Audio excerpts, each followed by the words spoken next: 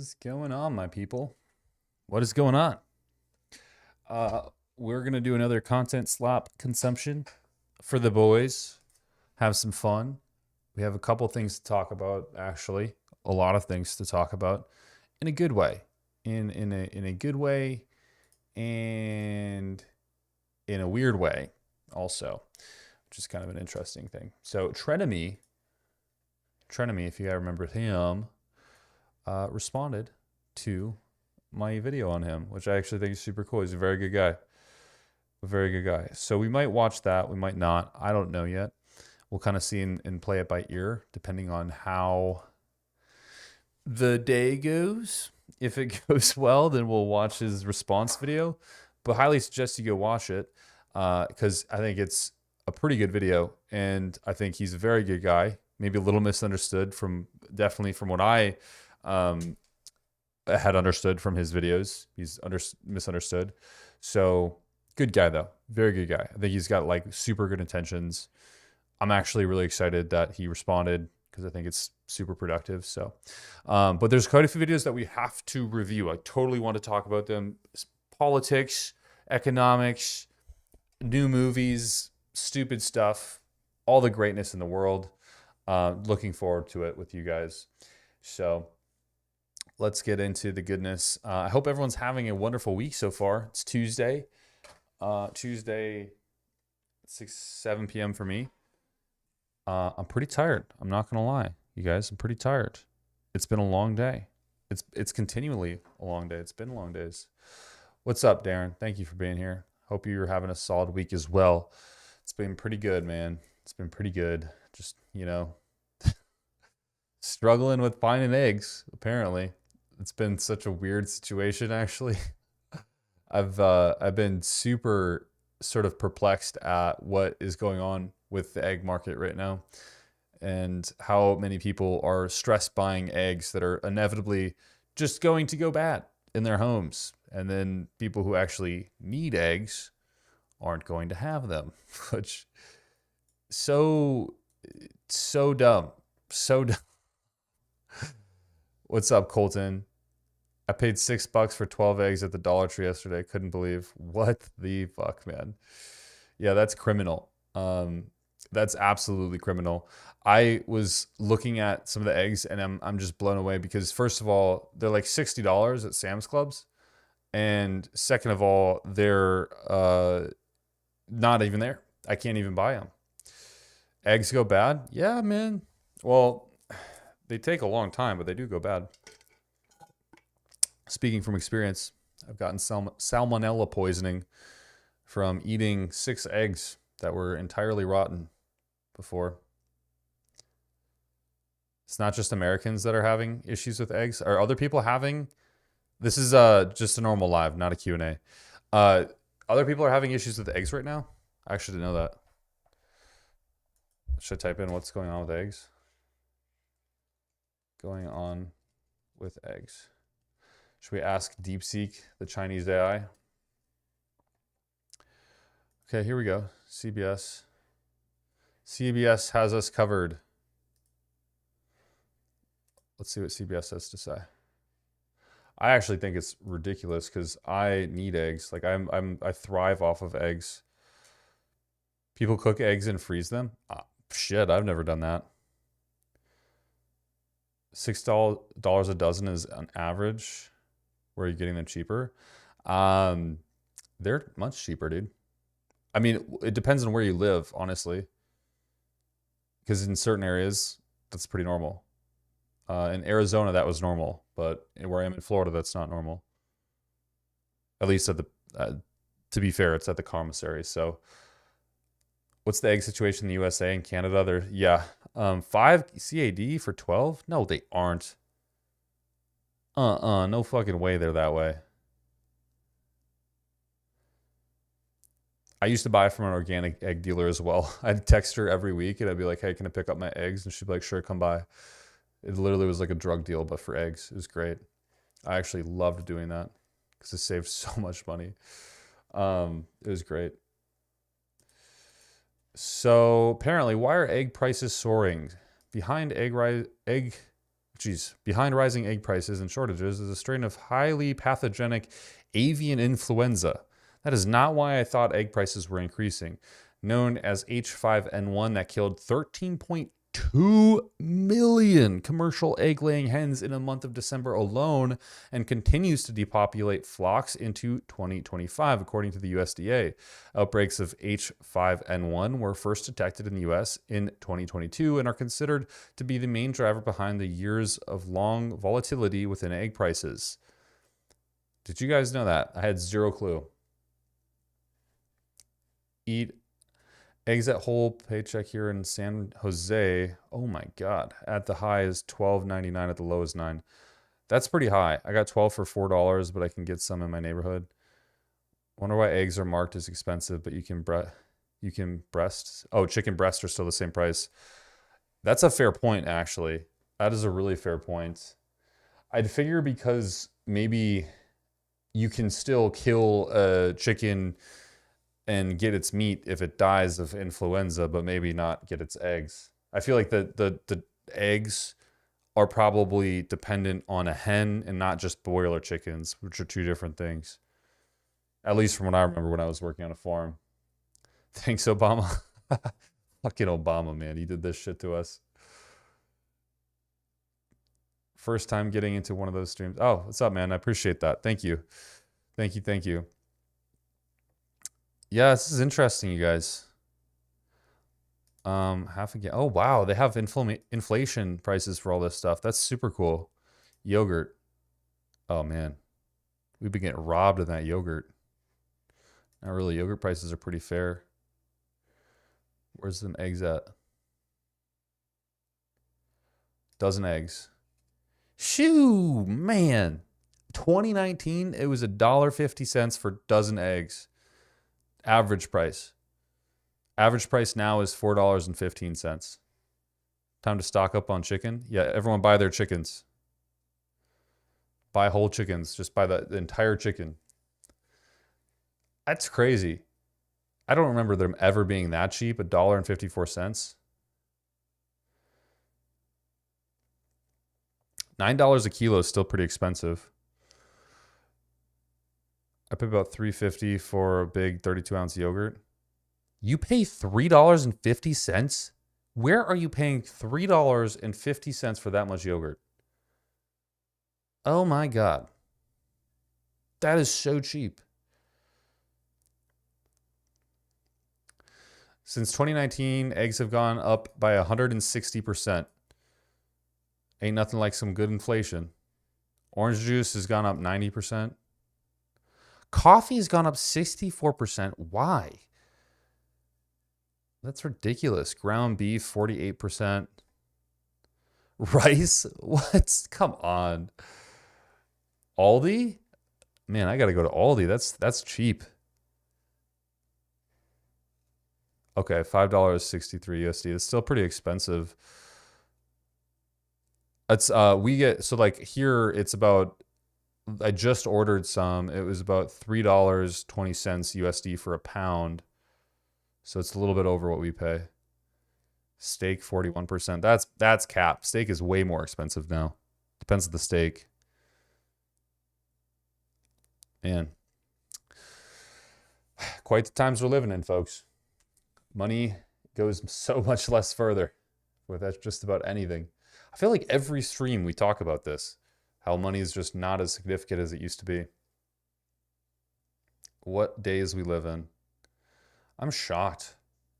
A 160% increase for eggs is just wild. Aldi is so good. Everything is cheaper and usually better quality than Walmart. The problem with Aldi that I've had is that their shit is almost expired by the time I get it. So, but that usually doesn't matter because I eat it anyways. It's just a little annoying when something goes bad after you paid for it. Specifically the fruit, like strawberries and stuff, they'll go bad. And it's like, dude, I ate like 3 strawberries. Come on now. Come on now. Tariffs are about to hit the US. We'll be fine. We'll be fine. Listen, we've been through worse as a community of people. I think so. It's only fair to say.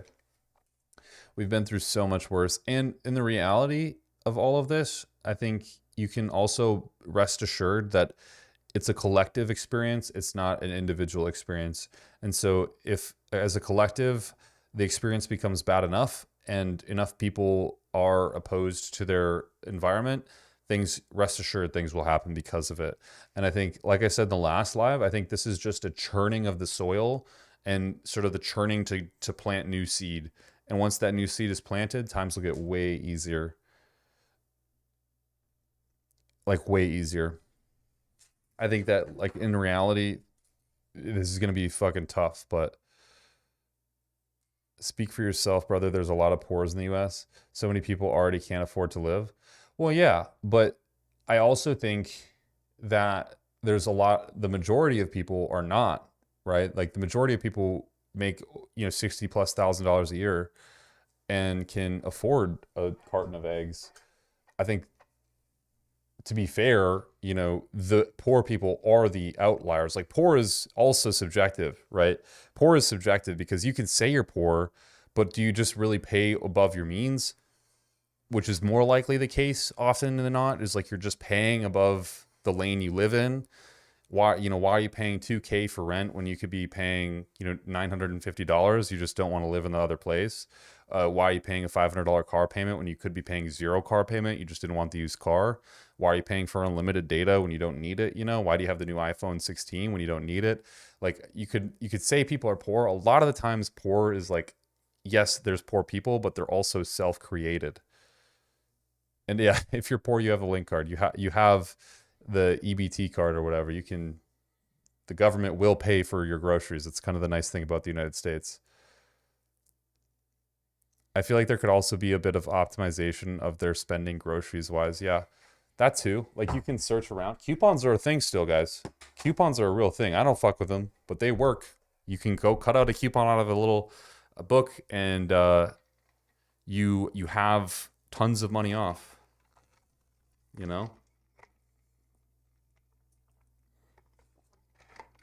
Let's do it.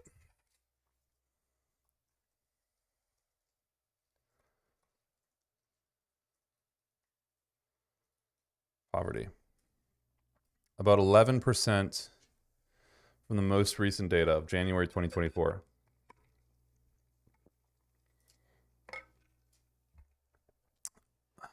11% of the US population. Or 30, to put that into perspective, that's 37.9 million people living in poverty in America, which I feel bad for them. That sucks. But also, to be very fair, I feel like the grand majority of America is not impoverished. And ultimately, while they might be suffering, there are programs to help that 11.5% of people. There's many programs, government programs that help these kind of people. I only know because I was in them when I was emancipated as a child.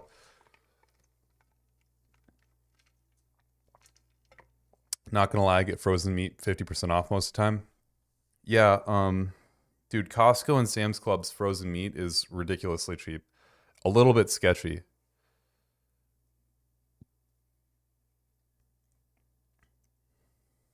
Heck, 93.7 ground beef was $5.99 a pound.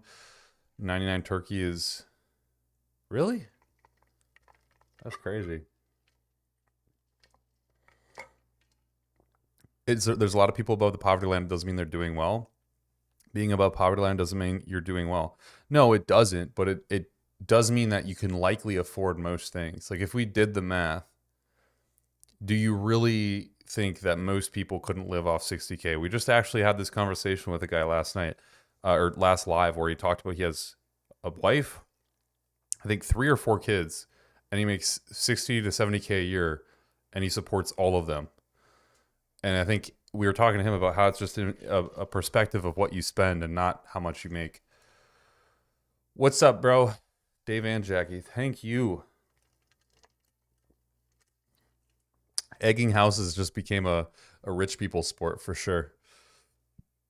Right? No Zoomer will ever know the know the enjoyment of egging in toilet. Yeah, especially not toilet paper. Dude, you'd be spending a full ass paycheck on toilet papering a house. That TP gig is done. My wife and I were just talking about this topic. I was remembering some of the toilets I had to live when I was younger, shared a house with 12 other people. Yeah. You got to do what you got to do. Like I tell this story a lot, but I was so like I was removed from my home from Child Protective Services when I was 13, and then I was basically on my own since 17, like on my own custody and everything. Dude, shit was not easy at 17 years old. Or you're still in high school trying to live on your own. But you know, like I lived the shitty lifestyle. I drove the broken car that I bought for $700 and learned how to fix on YouTube so I could drive to school and work. You know, like I learned how to fix the things in my rental apartment because the landlord wouldn't do it. I paid $500 for rent, and it was like a size of a closet type room. I had no washer, dryer, no stove, nothing like that, you know? I think a lot of people just get used to comforts. But debt-free 60, 70K is probably somewhat livable. Yeah.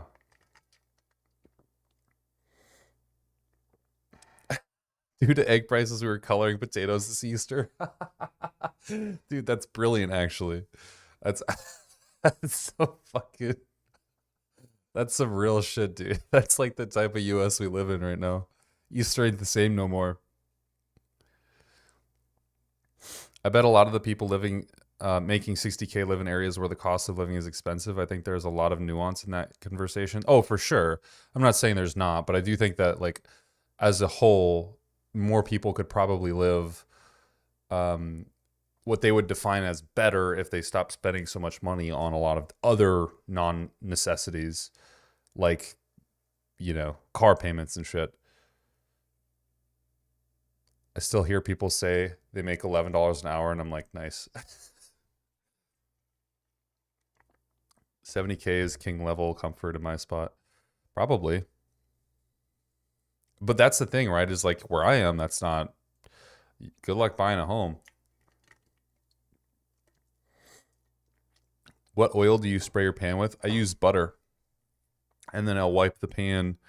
So I'll like melt the butter because I personally don't think you should cook with olive oils. I don't think you should cook with avocado oils, none of that shit, because it has a low boiling or a low smoking point. So I use butter, and then I just literally wipe the pan with a paper towel so it cleans all the residue off, and there's just a film of butter on the pan. That's what I've always done.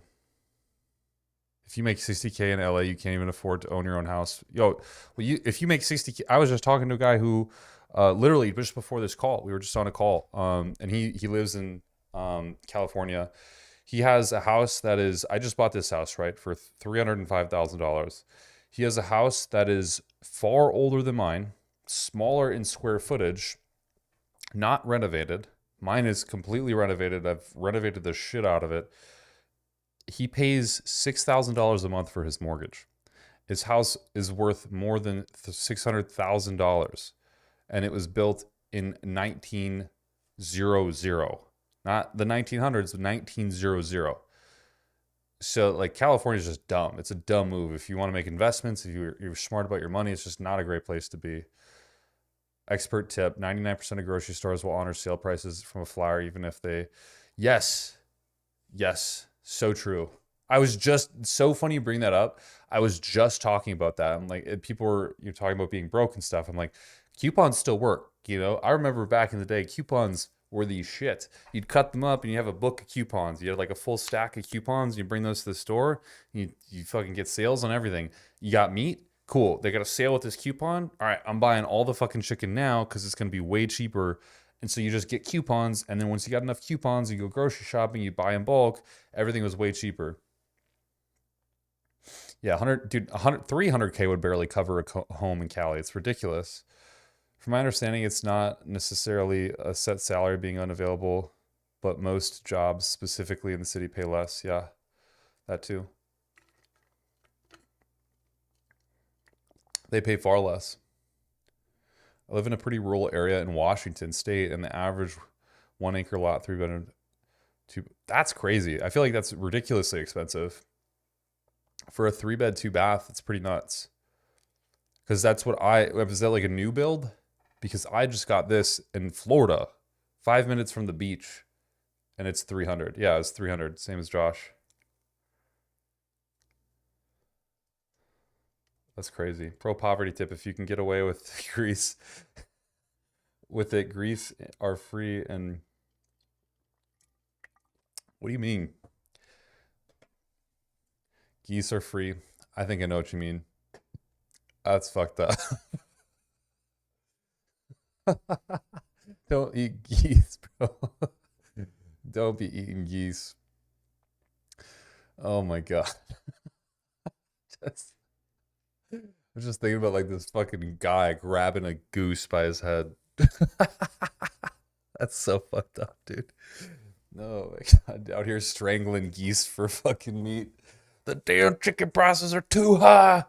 The tariffs are getting to me. Okay, buddy.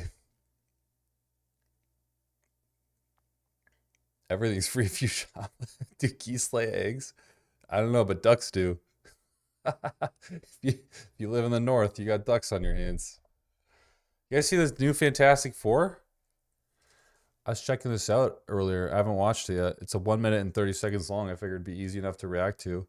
Here's the thing. I haven't watched a second of this yet, okay? I bet that there's three possibilities with this trailer. One, Marvel's finally woken up to figure out that DEI, diversity, equity, inclusion, is not what they need to do. And so they're moving to more of a masculine featured role in this movie, hopefully. Two, they didn't learn anything about their previous failures and Black Captain America and have only just thrown themselves down a gutter further now, which is also probably likely.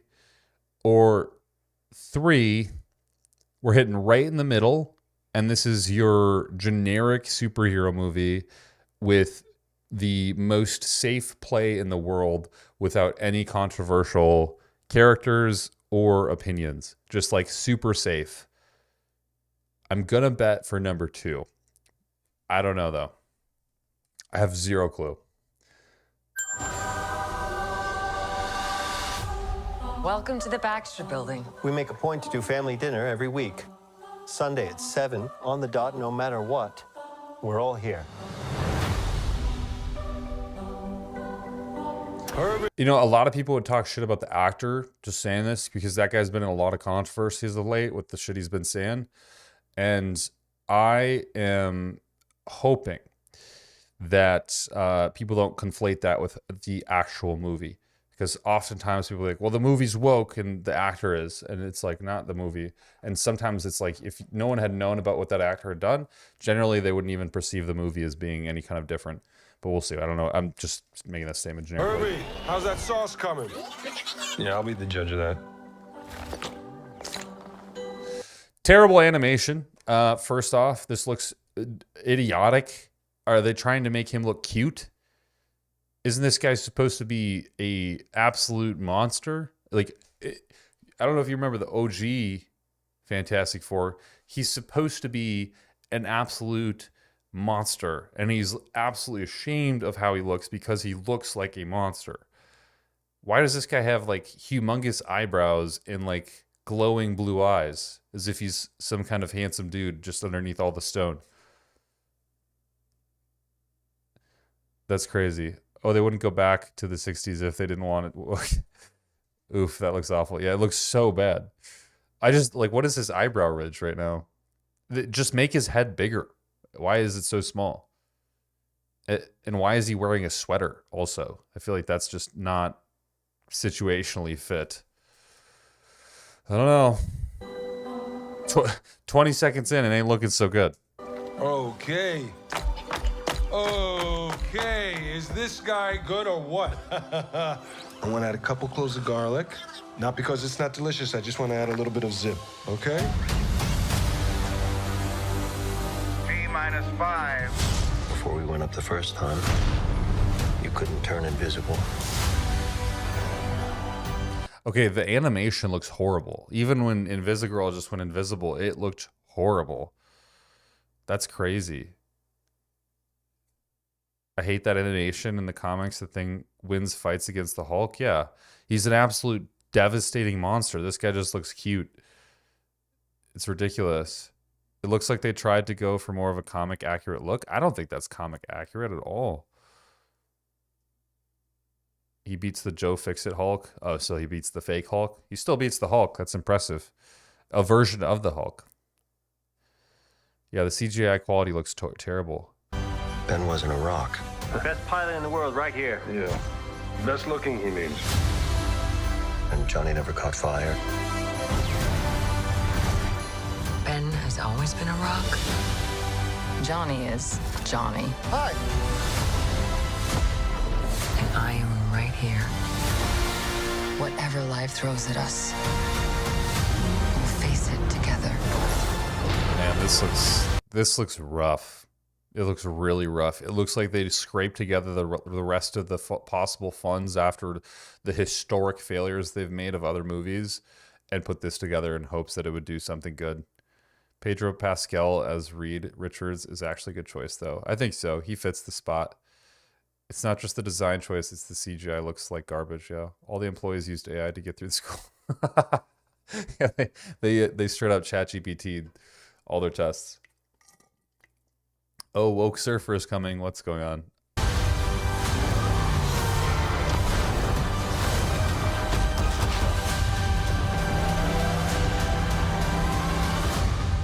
As a family. Man.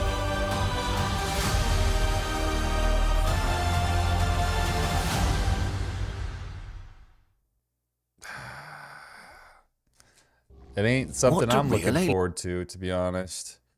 It honestly looks super. Yeah, big nope for me. The ending was a little intriguing, just because I like colossal, like kaiju level fucking bad guys, big guys. So that looked interesting, but the rest of it was just so watered down. I feel like it's just a disgusting misuse of funds at this point. I mean, the CGI isn't as bad as Thor: Love and Thunder, but it's not as great. I don't know, man. That's pretty bad. Almost burned down my place today microwaving chicken and rice. Sheesh, man. 10 minutes is too long. Probably got some phthalates in that thing now if it was in plastic. That's terrible. Yeah, it's horrible. Well, the good thing is, tariffs, guys. Tariffs. Tariffs are going to save us. Let's watch. Actually, I kind of want to watch this, okay? My goal is to learn something tonight. We already learned something about eggs, which is that the price increase is not due to tariffs. It's due to the influenza bird flu killing over 35 million birds, which is nuts. So maybe we'll learn something about tariffs and how they actually function. Fred said as he said almost. All right, let's see what can tariffs actually work by Economics Explained. I feel like I really am going to learn something in this video. Can we tariff the film to stop its release? We need to tariff the fucking Fantastic Four movie right now. That should be taxed by 50%. Make it twice as expensive for everyone to go see. Tariffs on Marvel movies until they banned bad use of CGI. You guys remember like the OG Marvels, man? Like, if we just like go back really quick, hold on. Let's just look at Iron Man 1 trailer. You guys remember how good this was? I mean, this is honestly like the best peak. No one's allowed to talk, is that it? You can't talk? No, you intimidate them. Good God, you're a woman. No one could make that joke now. No one could do that. If you said that, we'd be in trouble. Is it better to be feared or respected? And I say, is it too much to ask for both? I humbly look at that. That's 2008. Present the Jericho. To peace. Tony Stark. Now you work for me.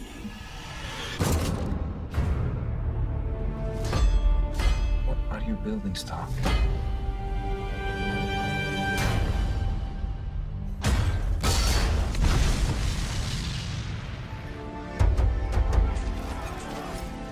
Your eyes are red. Your tears for your long-lost boss? Tears of joy. I hate job hunting. Yeah, vacation's over. Welcome home, sir. Put up the scanner, will you? What happened over there? It's like they got a really expensive coffee machine instead of actually putting parts under their budget towards the CGI. Yeah. Marvel had a plan till Endgame and sprinted to the all-new woke Marvel Comics, bypassing 60 years of content.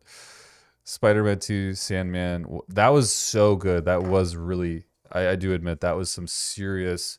Dude, I remember as a kid, that felt real. Like, not as a kid, I was not a kid, but, you know, you were younger, more immature, it felt real. This film is so canceled. Arab villain, sidekick of color, yeah. Super canceled. I have my eyes open. I want to protect the people I put in harm's way. A man with a dozen of these can rule all of Asia. Yeah, I can fly. Like, dude, this movie, like that armor transition right there is insane. Can we turn this up to, like... I can fly. Look at this. This doesn't look any different than the current. Let's see if this dog can hunt.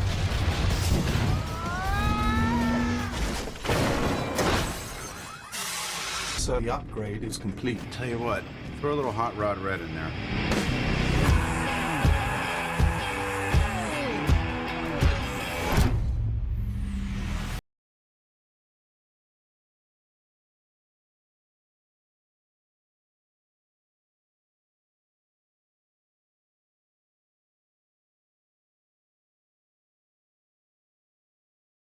Let's face it, this is not the worst thing you've caught me doing.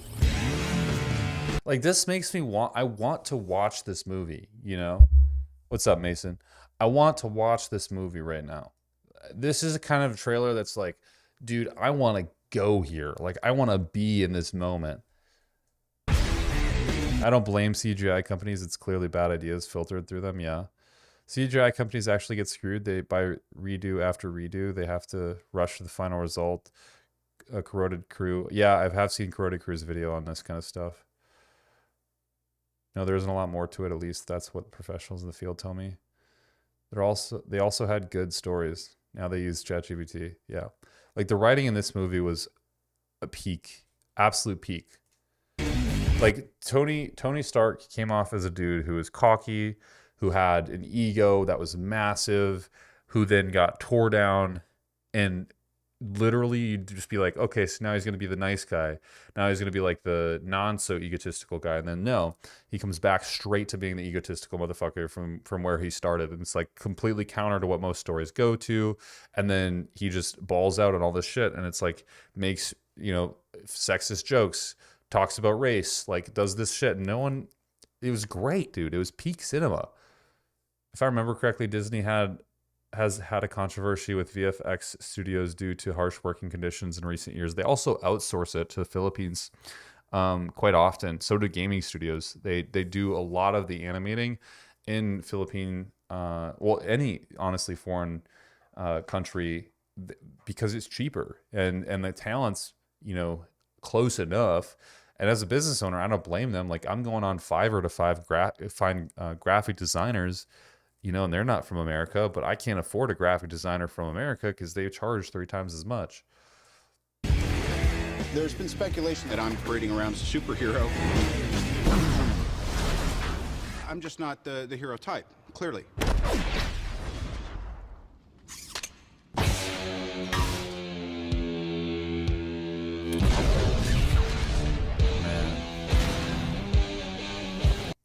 That shit went so hard, dude. That was such a good movie. I liked when it came back around in Civil War, and then Tony noticed using Spider-Man is when Tony noticed using Spider-Man is using child soldiers, and yeah, realized the Cap is right. That was a good time. Dude, shit used to be peak back then. Every movie, when Marvel came out with a movie, every movie, you knew it was going to be slapped, dude. You just knew it was going to come in hot. They had great jokes. They had great fucking action scenes. CGI was good. Peak for the time. And now it's just like, I bet you there's a top comment too. What are you building, Stark, the MCU? Yeah, it's crazy. Good times, man. All right, let's learn how tariffs ruin Marvel. Let's learn how tariffs actually work and what they're doing in reality, hopefully.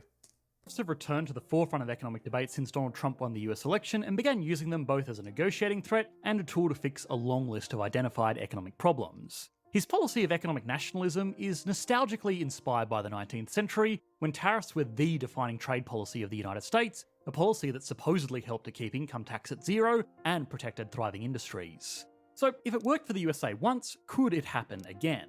It's an idea at the very least worth exploring, since it's promising the possibility that tariffs can create the fiscal wiggle room needed to lower taxes whilst reviving the old industrial heartland of the world's largest economy. Even the most pro-global economists will admit that there's certainly reasons to impose tariffs that make economic sense. That's why large growing economies like India, Brazil, and yes, of course, even China still use them fairly heavily. But the world has changed dramatically since the US last used tariffs with the breadth and depth of the level being proposed today. Nowadays, American consumers are accustomed to cheap goods made through complex global supply chains that depend on low trade barriers. New tariffs would introduce barriers, potentially forcing importing businesses to increase their prices just to stay profitable. This would effectively mean that tariffs are just a sneaky way to tax consumers. Even so, the industrial, employment, and strategic benefits of tariffs could still be worth a potential reduction. I mean, that's interesting.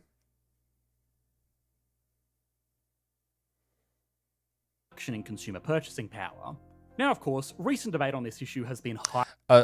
That's pretty big. A 4% drop of tax after tax income to the bottom 20%. That's, you know, we're talking like $3,000-$4,000 a year. I mean, it's not crazy. It's just not something someone wants to hear. But also, I think what's not antiquated here is if the total value of goods is also decreased across that period of time, there could be a positive response. You know, like if things are cheaper as a response of the tariffs happening over a long period of time, and U.S. starts making its own goods, then inevitably that money goes further, and I don't have to worry about losing 4% income if I can afford more things than I could when I was making 4%, you know, more on top of what I was. A potential reduction in consumer purchasing power.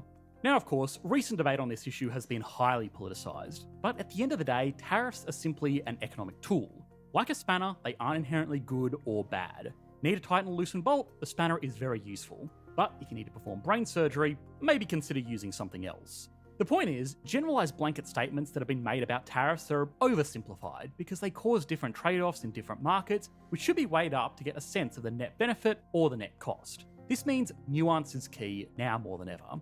So, as always, we have some questions to answer. How do tariffs work? What can we learn about tariffs from... Remove income tax. Honestly, I've always kind of contemplated this myself. What would be the hurt? And I'm not smart on this thing, right? So I have opinions, but I'm not necessarily the most intelligent individual. But I do my own taxes. I hire a CPA to help me do taxes. I have to do them as a business owner. I do find it very interesting that essentially I have to pay basically more than half of what I owe to the government, or I make a year to the government, essentially, if I don't write anything off. But why not, instead of doing that, why not just tax the shit out of sales tax? Like, I've never really genuinely, like, if we made a model where there was no income tax, but sales tax was stupid high, wouldn't that just encourage people to, one, like, here's my thought, right? Is in that way, you at least have the choice whether you're paying your government or not, because you're either A, buying things and then paying a ridiculous sales tax for them, and then we increase the sales tax on very expensive goods to a more significant degree. And then two, if you make your money, you get to keep your money, and then you don't have to, if you don't want to spend it, if you don't want to pay the outrageous tax, you just don't. And I feel like it's such an easy way to solve the problem instead of taking legitimately, like if I make $300,000 and I report that on my income, I will have to pay over $100,000 in tax at the end of the year. After I've already had bills, paid employees, everything, I will then have $100K. It's nuts. There's a video on this. Removing income tax is fucking crazy. Trump got pissed when Canada responded to the tariffs. What a shocker. Well, he's going to be mad about everything. He does have a plan, and I'm sure it's very upsetting when your plan doesn't go according to plan. I don't think removing income tax is going to solve the issue, though, because when you can say you make $100K a year, but if everything gets more expensive, then it's worth less. Money has to be made somewhere, and if it's not being made from income taxes, then it will be made from something else. Well, that's my point, though. I think if you make a sales tax the primary mode of getting government money, you inevitably allow people to keep their money, and if they want to spend more, they can go ahead and do that. And especially the government should tax heavy on more expensive goods like Bugattis and Lamborghinis and fucking yachts and shit. But if you want to save money and things are more expensive, you don't have to spend your money, right? And I think that's like, I don't know, to me that would be a really cool solution. Because here's the thing, I think people earn their money, so I'm not advocating, the redistribution of wealth, but I know that people have so much money, they could throw it at your face and tell you to go fuck yourself without having to worry if it was, $60,000 or $120,000 they threw at your face. And if they paid $120,000 in taxes, that's a lot of money that other people don't have to pay. And they just bought a Bugatti with that money, Big taxes on luxury goods, exactly. Like, it should be a no-brainer. And you might say, like, well, you pay tax on luxury goods that's much bigger, but it's a fixed tax. So, like, if I pay 5% sales tax, I don't know what it is, I'm just saying this, on a $30,000 Toyota Corolla, I'm going to pay a 5% sales tax on a Lamborghini. So yes, the sales tax is more expensive for the Lamborghini. The government makes more money, but inevitably it should still be higher. I guess it depends on where they put the sales tax as well, though, because if it means an increase in housing prices, as an example, then food will cost less and people will have more money to pay with. Yeah. Well, and that's the thing. Like, I think you could strategically do it if you wanted to be, because here's the problem in America right now. Young people, single families, like a mom, a dad with a first child, they can't even afford a very shitty house. Like, they can't afford a down payment on a very shitty house. Part of the reason is why the sales tax and the actual fees of buying a house. It's ridiculous. I don't know if you guys, many of you probably bought a house in here, but buying a house is actually insane. Like, the cost is not just the housing price. It's the fees, the taxes, the payment to the title company. There's so much more than just the sales price of the house. So if you're, a kid who wants to buy a house who's 25 years old and you're like, I'm going to start investing my money. Okay, well, if you want to buy a really shitty $250,000 house, you need about 40 to 60K on deck right in front, right? Unless you're a veteran, you get the VA loan, you need that much money. Good luck, So if you could find a way to where those median homes are not being, thrashed to the ground with taxes, but the multi-million-dollar homes are, I think you'd be saving a lot of people heartache, especially. I think that's at least the way in my mind. It's probably flawed, but some chickens and washing machines. And finally, why? Like, here in Australia, we have a very similar issue, and it sounds like, but it's not from taxes. It's from a lot of people buying several. Yeah. Well, and that's another problem too.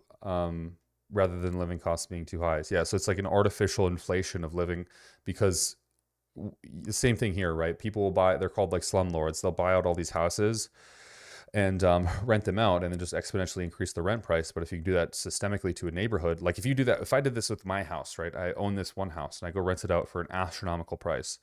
No one's going to pay it because the competitors around me are like, dude, fuck that. Like, this house is cheaper. But if I buy all of the houses and then I rent them out at a higher price, then I have no competition. And there's no laws stopping me from doing that, which is good because it should be, you know, if I have the smarts and the skill and acquisition ability to buy things like that, I should be able to do it.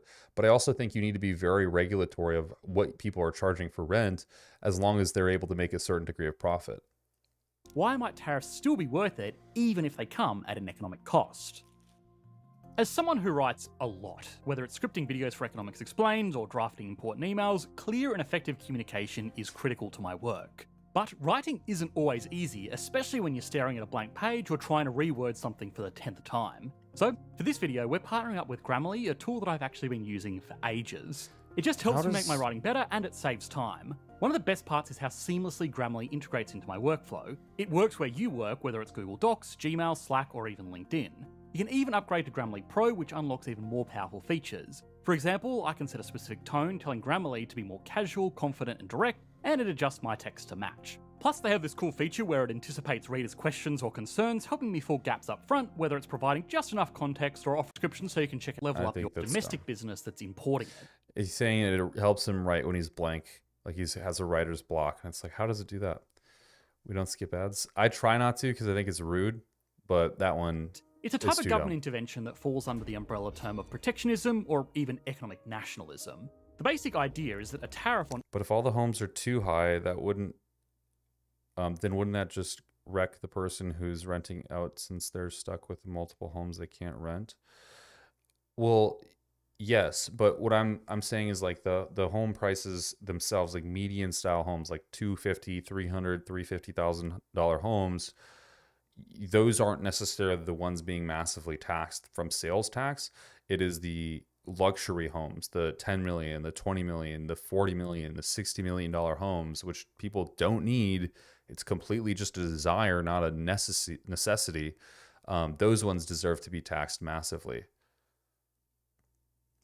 Tariff on imports makes them more expensive. As a result of this, domestic production becomes relatively cheaper, so the market replaces imported goods for domestically produced goods, which fosters investment, employment, and industrial growth in the domestic economy, whilst the government earns itself an additional source of income. This is a process known as import substitution industrialization. Numerous countries throughout history have used tariffs as a means to protect and develop their industrial base.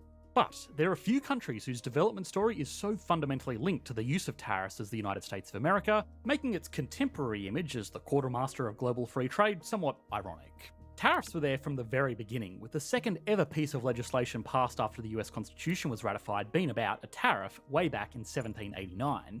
The Alexander Hamilton of Broadway fame respected Adam Smith's newly published foundational economic ideas about the power of the invisible hand of free market trade, but he rejected it as a general rule for developing industry and building national wealth. Hamilton knew that as the United States built its institutions and earned political independence, the country would not gain economic independence from Britain until it developed a manufacturing base that could produce its own goods as efficiently and competitively. Europe had already begun its industrial revolution and was producing key goods like steel, textiles, chemicals, precision instruments, and machinery relatively cheaply and en masse. US industry was behind the curve with less infrastructure, capital, and skilled labour. It couldn't compete with the European producers in the free market, even with the significant technological barriers to international trade at the time. And so tariffs were introduced to raise the price of European imports, encouraging entrepreneurs to set up shop on US soil instead, fostering domestic industrialisation. The passing of the Stronger Tariffs Act continued into the late 19th century, with the average tariff rate on targeted goods eventually sitting above 40%. Jeez. And it worked. US industries erupted, tariffs made up 90% of federal income, and the US government was so accustomed to getting its revenue from tariffs that income tax didn't even exist up until 1910. However, the use of tariffs was hotly disputed at the time, just like it is now. While industrialisation was concentrated in the north, the higher tariffs indirectly harmed the agrarian south, which suffered from retaliatory European tariffs on their exports and slave-produced goods like cotton, tobacco, and sugarcane. The south relied on these exports as a key source of income. The Morrill Tariff was an additional grievance for the southern states, who were already breaking away from the Union over the election of Lincoln and his intent to end slavery. So debate around tariffs in the US is nothing new. But fast forward to the end of the Second World War and the US flips the script. The war was over, its industries had matured, and it was ready to begin competing as the leader of free trade. Technological advancements in communication and transport made trade much more efficient, and countries began to specialise to benefit from the principles of comparative advantage and absolute advantage. It also didn't hurt that every single potential global competitor at the time had been bombed into rubble. Free trade was certified as the dominating economic order when the World Trade Organization opened in 1995, which organized the decades-long trend of lower tariffs. And with this, supply chains continue to develop in their complexity to the point where it becomes common for an end-of-chain product to have parts from 10 or more different manufacturers, all from different places in the world. All this time, free trade dominated trade policy across the world, but this began to be seriously questioned when the largest advocate of free trade imposed landmark tariffs on its largest trade partner in 2018. And because of this, we actually have pretty strong recent evidence of what the impacts of tariffs will actually be. So, what can we learn from US tariffs during this period? Well, to do that, we have to look at every... So from, what I'm understanding is that basically we created tariffs that brought industrialization back into the United States so that we started to produce products. Then it also cost less to hire employees because you didn't have to pay tax. So therefore, we started producing more of our own goods. Then things shifted.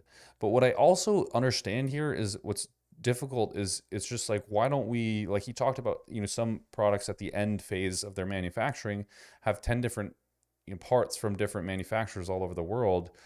Why don't we just do this stuff at home base, man? It's like, I get why we don't, because it's more expensive, but there's got to be a workaround of something, like some way that we can actually just like nullify the third party, nullify the middleman.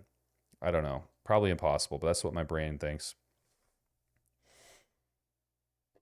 This music is off the hook.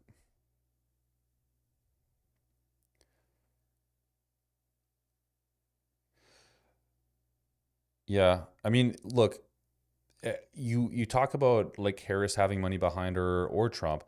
These people didn't get where they are in some kind of like the Robin Hood-esque way. There is several multi-billionaires who are paying them money so that they can fork money over to marketing, to legislature, to win people over.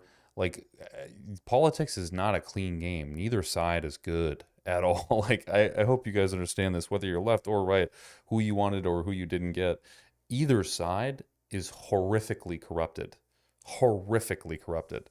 Now, some of them might have motives that do help the general populace, but others have motives, or they might have those motives, and there is ulterior motives as well that we don't see face value because no one's talking about it, that they're getting, to the benefit of huge multi-million dollar companies, trillion-dollar companies, and, meanwhile they are helping. And I talked about this in the last live where I said that basically, it's like picking the lesser of two evils.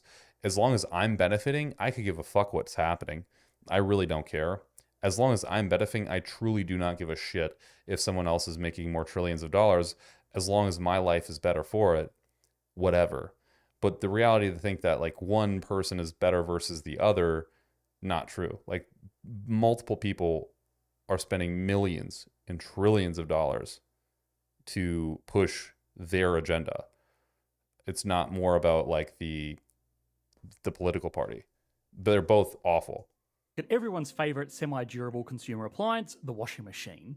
A research paper by economists at the US Federal Reserve provide a fairly comprehensive account of the impact that the 2018 tariff had on washing machines. It found that the businesses who were importing washing machines passed the cost of the tariff on to consumers through price rises, which also created space for domestic producers to follow suit and increase their prices, despite not even paying the tariff. It gets worse, because the price of dryers also saw significant price increases, a product which was not directly subject to a tariff, but became collateral damage since the two goods are often sold together. Shockingly, when taking into account the price increase of domestic washing machines as well as dryers, the tariff elasticity of consumer prices was above 1. In layman's terms, this means that the additional price burden faced by consumers was larger than the tariff itself, at least in the year or two that followed. The complete pass-through of the 2018 tariffs onto consumers was also evidenced in reports from the American Economic Association and the Quarterly Journal of Economics. In effect, this meant that tariffs were just a sneakier, more convoluted way to tax consumers without having to actually call it a tax. In total, the 2018 to 2019 tariffs imposed around $80 billion worth of indirect taxes on Americans, which amounted to one of the largest tax increases in decades. Bobert, you're wrong. I don't know if you have shares or stocks, But when you have multiple shares in a company and you sell them, you still have to pay taxes on what you made, the profit made from those shares. So, for example, with my investment brokers, I get a form, I believe it's a 1099 form, a K1099, 1099K, I believe it is. And each year I have to report that as income, and I get taxed based on that income. So he does still pay tax on all of that. Now, this part was already pretty well known, but tariffs could still be worth it if the additional employment created by protecting domestic industries outweigh the price increases. Now, if I don't sell those stocks, I don't have to pay tax on them, but I didn't profit from them. For consumers. In the case of the washing machine specifically, the additional cost of the tariff for consumers amounted to $1.5 billion annually, whilst it only brought in an additional $82 million worth of government revenue annually. 1,800 new jobs were created in the US, meaning each job came at a cost to consumers of a whopping $815,000 a year. This is clearly an inefficient way to create jobs. It would be way more efficient to simply fund 1,800 new jobs by introducing a value-added tax of a much smaller amount. The evidence also suggests that tariffs can damage industry just as well as it can protect it, because it's not just consumers who buy imported goods, it's businesses too. The washing machine is an end product, so it's not the best example of a business input, but you know what is? Steel. A 25% tariff was whacked onto steel imports in 2018, and suddenly the plates, sheets, strips, beams, bars, rods, pipes, billets, blooms, and slabs that countless American industries needed as an input material became more expensive. This reduced, and in some cases eliminated, profit margins in key domestic industries like automotives, construction and machinery, triggering layoffs. So despite the tariff increasing employment in the domestic steel and iron industry, the tariffs caused a net reduction in manufacturing employment, meaning for each new hire in US steel, there were multiple layoffs in other industries. The net negative effect shows that there's just way more industries in the US which use steel as an input of production than industries where steel is the output of production. So in this particular case, tariffs didn't protect from industrial decline, it accelerated it, at least in the immediate years that followed. The decline in industry also reflects the damaging consequences of retaliatory tariffs imposed by other countries, the inevitable counter-strike in any trade war. In light of the 2018 tariffs, China imposed a series of their own on the USA, largely targeting agricultural food products. This made American agricultural exports more expensive for Chinese companies, reducing the demand for these products, resulting in less revenue to provide income in the agricultural sector. The US government prevented mass layoffs by directly paying farmers and purchasing agricultural products, but this came at a hefty price. $61 billion was spent on supporting US farmers who were impacted by Chinese tariffs from 2018 to 2020, which almost entirely cancelled out the additional $66 billion the US government collected on tariffs imposed on China. So, tariffs certainly generate additional revenue, but through retaliation, they create the need for more fiscal spending elsewhere, so it's like an expensive game of whack-a-mole. And as a result, tariffs are unlikely to create the dramatic fiscal surplus the US needs to reach the wholly promised land of lower income taxes. Now, it's important to note that these studies were only done a year or two after tariffs came into effect, which means we can only use them reliably to understand the short run, which is clearly bad for consumers and a lot of industries. But in the long run, factors of production are by definition more flexible, so it's entirely possible that the tariffs could bring more benefits than costs, as factors of production are reallocated towards domestic production, generating investment, employment, and growth. Now, fortunately, there are older tariffs where the effects have marinated for decades. A 25% tariff was placed on light trucks imported to the US in 1964. Since then, pickup trucks and SUVs have become the highest profit margin vehicles for US car makers, Ford, General Motors, and Stellantis, serving as a lifeline for the US automotive industry, where offshoring and outsourcing was driving industrial decline. It also Good luck with your shower and cardio, bro. paved the way for foreign competitors to invest billions on US soil from the 1980s to the 2000s, with Honda, Toyota, Nissan, Mercedes-Benz, and BMW building assembly plants in the American South to employ tens of thousands. Tariffs did exactly what it says on the tin, protecting domestic industry and encouraging long-run investment. But there was also downsides. With essentially only 3 companies supplying the US light truck and SUV market, there was much less competition, which reduced pressure to innovate and increase efficiency. And here lies the key point. For tariffs to work, the government must ensure that the protected domestic industry is competitive enough to prevent complacency and the abuse of market power so that the consumers get a fair deal. If the government is going to block foreign competition, they need to ensure that there is adequate domestic competition. Ultimately, the tariff has meant that even to this day, the US truck and SUV market is not as fiercely competitive as it could be, and this has hurt consumers through higher prices and lower quality. But even if a tariff is appropriately targeted and the market remains competitive, its positive effect will still be susceptible to sneaky workarounds. When Mercedes-Benz opened their factory in South Carolina in 2006, it was clear that the SUV tariff had yet again strong-armed a foreign producer into investing on US soil. But it soon became clear that actually Mercedes-Benz was manufacturing its vans in Germany, disassembling the parts into the automotive equivalent of IKEA flat pack, then shipping it to America to be reassembled, dodging the 25% tariff on a technicality. This is clearly an inefficiency created by the tariff barrier. In fairness, Mercedes have developed the capabilities of the plant gradually over time, now assembling the engines and body parts too, but it's an interesting example of the lengths that producers will go to avoid tariffs. Other workarounds can be worse, especially when tariffs are targeted on particular countries. For example, when the US tariffs landed on China in 2018, many companies did move their manufacturing operations, but not to the US, just to other countries like Vietnam or Mexico where tariffs did not apply. It's also possible to avoid Thanks, brother. I appreciate that. Errol Williams, I appreciate you. Tariffs by shipping. What I'm learning from this video, at least in the interim here, is that taxes, tariffs, all of this stuff seems to be an uncalculatable risk, so that when you apply a tariff, you don't necessarily know the end effect of it. Like you could, if you're only looking at one KPI, you could say, oh, wow, that tariff did really good. But you're avoiding the other KPIs, which are really bad. Or it could go really well, but it's a complete, absolutely just luck thing. Like it seems like unless you know every single detail about a specific industry, which is nearly impossible to know, a tariff is almost unequivocally a gamble in just a different form or a different capacity. By shipping the product to a middleman country to relabel and repackage before bringing it into the domestic market. Point is, there's a lot of options for companies to avoid tariffs before they choose the. Although apparently Elon Musk isn't a citizen, he wouldn't have to pay taxes in the same way a citizen would. I don't think that's true, because even if you're a permanent resident, you get an EIN number, and that EIN number acts as your social security number, and your income is tracked, just like anybody would.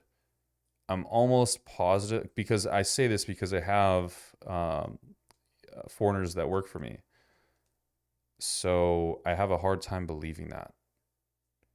Use the often more costly option of relocating their manufacturing to the domestic economy. So there's I'm not saying you're wrong.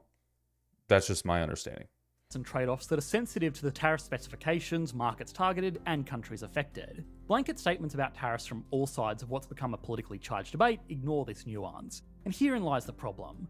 Trump has talked a lot about tariffs, but he hasn't been precise on the tariffs he wants to impose, which makes it very difficult to assess the economic impact. If he wants to impose universal tariffs on all goods coming into the US, he's been a US citizen for 20 years, well, there you go. Then it seems like any industrial and fiscal benefits of tariffs would be more than cancelled out by the damaging combination of higher input costs, inflated consumer prices, and retaliation. This net negative effect could possibly be long run and certainly short run. So why would tariffs not benefit the US economy now when they worked wonders in the 19th century? Well, back then, global transport and communication was slow, products were relatively simple, and domestic labour was cheap. Now global transport and communication are quick, products are more complex, and domestic labour is expensive. The era of free trade has meant that complex products are produced through international supply chains where individual manufacturers have become highly specialised and often made use of heavily subsidised industries with extremely loose labour regulations in developing economies. This makes production efficient and prices low. The cat's out of the bag, so to speak. It's become prohibitively expensive for many industries to ever return to the US en masse. They'd rather dodge the tariff by moving operations to another country, or take the hit and pass it on to US consumers, which would just redistribute money from consumers to the government without necessarily bringing jobs back to the US, which is the whole point.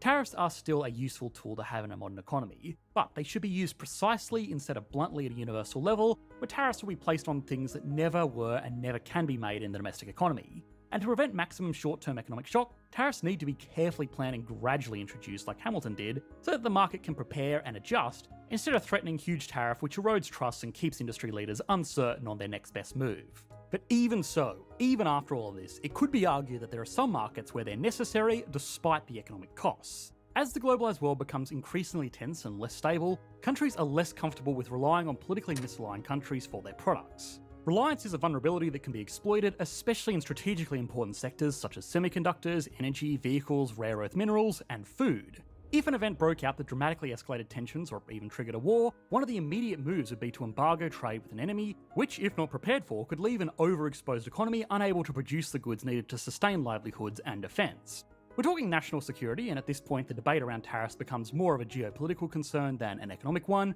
and for these reasons we've created a part 2 for this. Yeah, it becomes a tricky thing, man. It's such a it's such a simple solution to a lot of people in general, like with anything.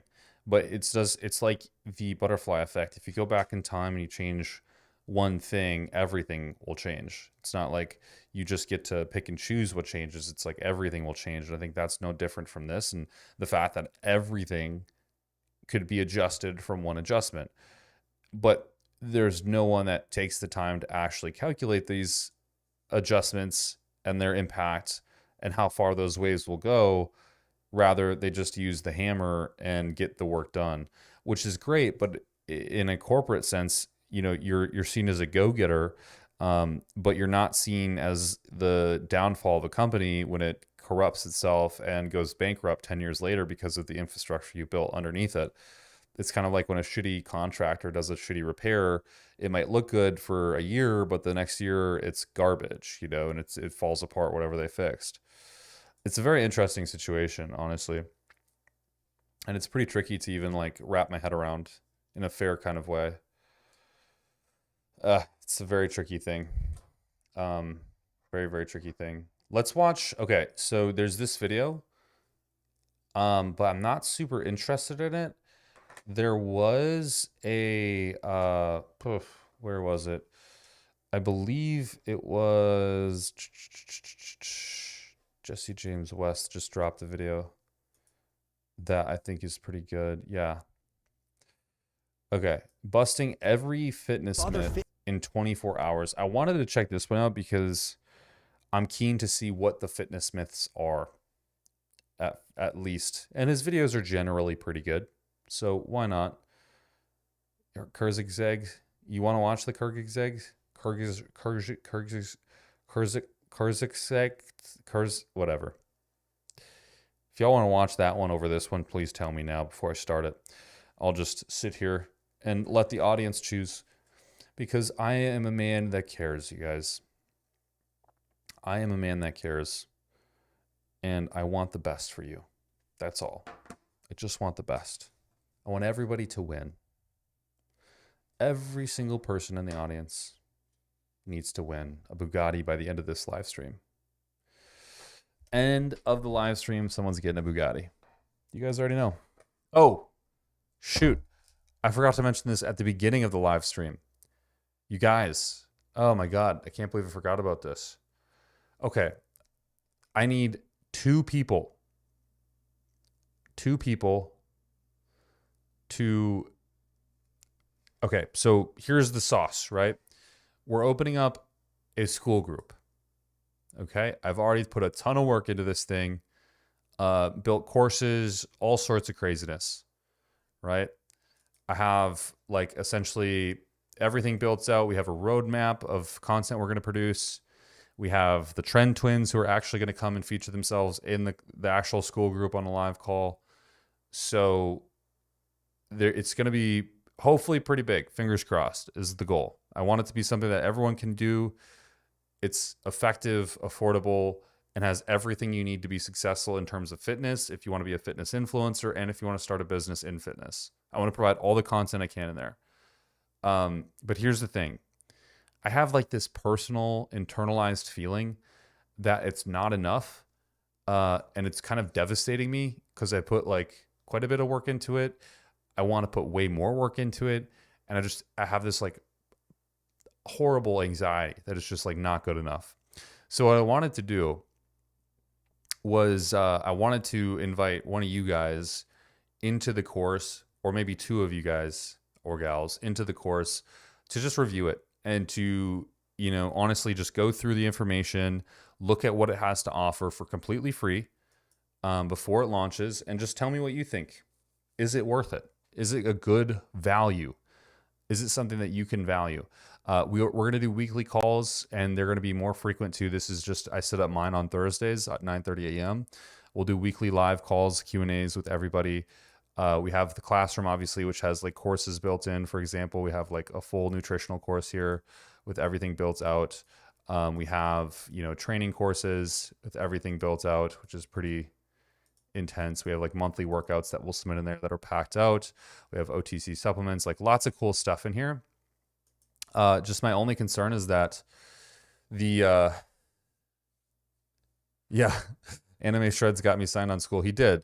Not because he was making like, not because I'm like trying to model him or whatever, but rather it's like genuinely I've been thinking about how it would like the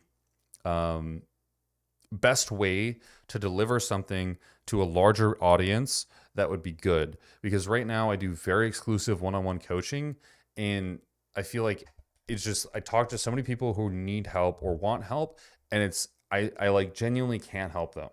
And that kind of bothers me. And we have the Discord group, which is great, but I want to move the Discord group over to this. So by the way, if you're in the Discord group, you're probably automatically going to get shifted over into this.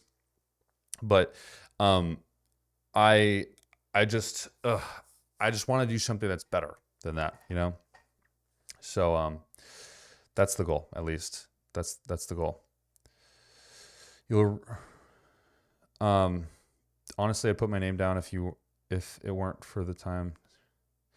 Well, honestly, like I just for right now, there's nobody in the group besides a couple of people building courses, which I don't want to talk about who those people are. You'll know when you're in, so hopefully you can keep it hush. But it's not just me. Like I know I'm the face of it, but there's people in the background who are also putting in some effort in the courses, which is really cool. And I think will be interesting to see them as like featured guests. But basically, I'm interested in hearing what people have to say about the actual course itself and if they find it worth it. The community aspect is going to be hard to replicate without all the people in there, but that's kind of what I'm looking at. Joshua, well, if you can DM me, I'll give you access right now. So if I can get like 1 or 2 people in there, I'm happy to do so. I just need an email and I can throw you in. Free of charge, no cost to you. I just want to see, essentially I want to see what is going on, how it is. I just want to know, like, is it good? Is it worth it? Is it garbage? That's the big thing. Yeah. So DM me if you can. I'm looking at my DMs just to make sure no one's DM'd me already. Okay. Yeah. Bobert, you're more than welcome to come in. Joshua Perry, you're more than welcome to come in. Just DM me. And make sure you send me your email so I can send you the invite. Again, free of charge, no cost. I just want to see, I just want to get some beta testers, if you will, to see how it actually looks. Because in my mind, I worry that it's not good enough. I feel like it's a little bit shit. Just personally, because that's how I perceive everything that I do. I think it's all shit. So, yeah, that's that. Yeah, if you guys can just send me your emails, I'll get you in. I need some serious beta testers, if you will. So, all right, let's watch Busting Every Fitness Myth in 24 hours. Oh, you hit me on Discord? All right, let me check it out really quick. I want to make sure I can get you in, just so I can prove to you guys that I'm not lying.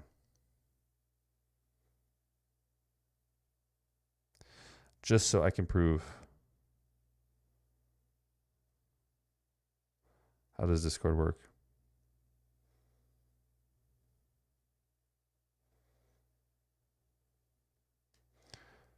Did you hit me on Discord? Because I don't see you.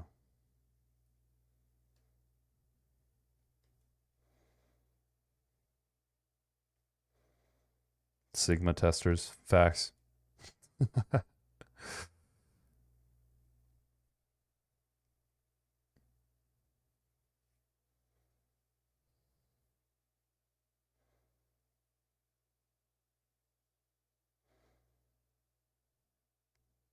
Man, people are wild in Discord.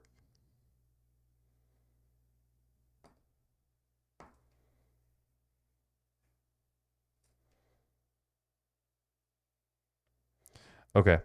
Well, I'm not seeing anything. DMs. Okay. Cool.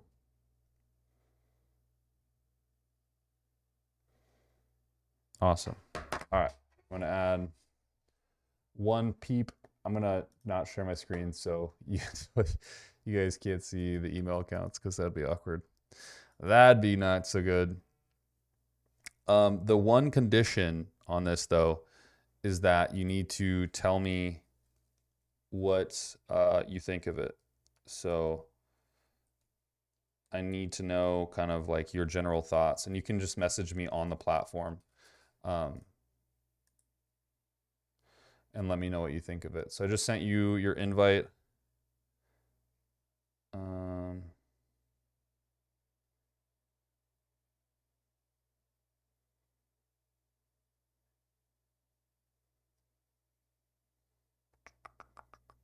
Okay.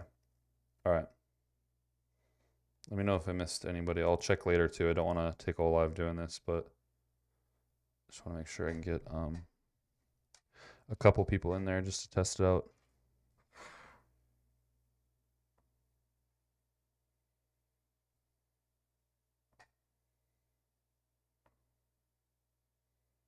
Cool. Here we go. All right. Yeah, same thing too, man.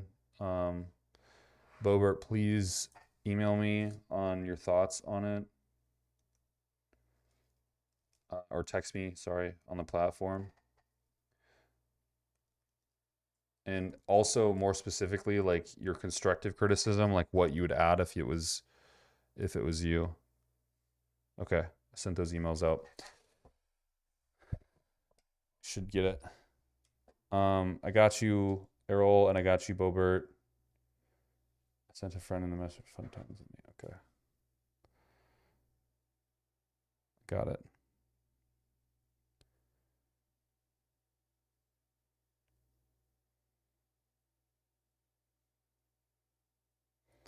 Fun times? I don't have nothing from Fun Times, brother.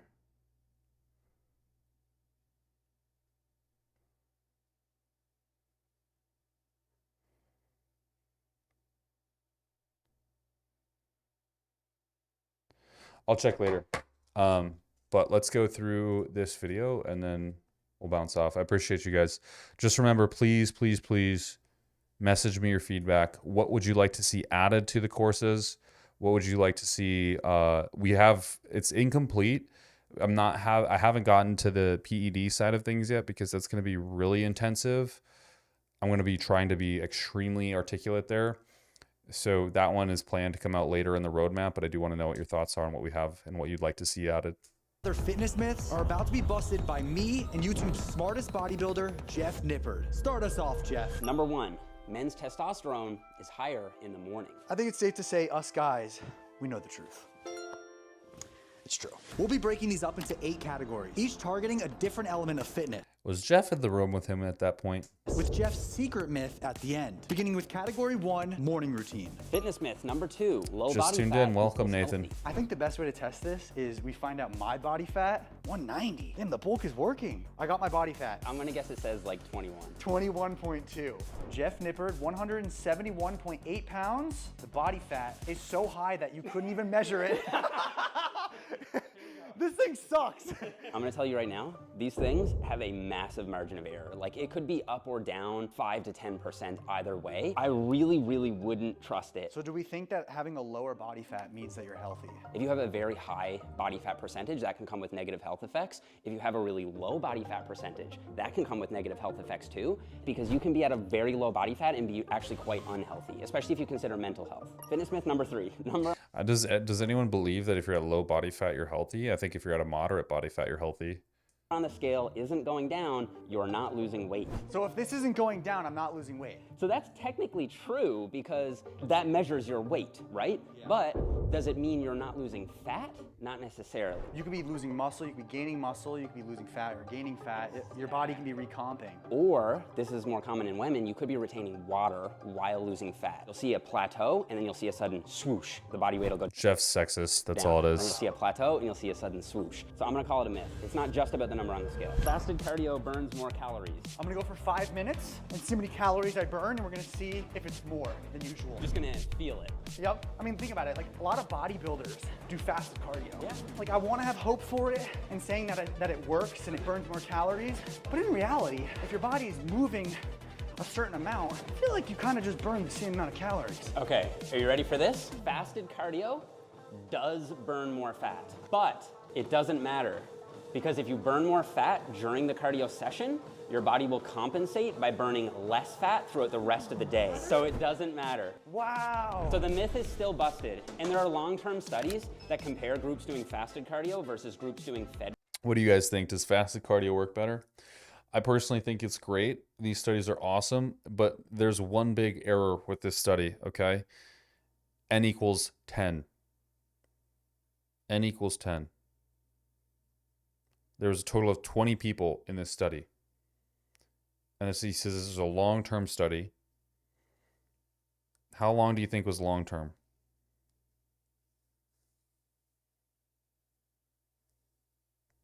How long do you think was long-term?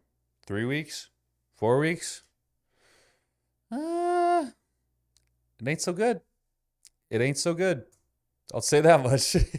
Look, here's the thing. When you involve PEDs, things change. I do believe that wholeheartedly.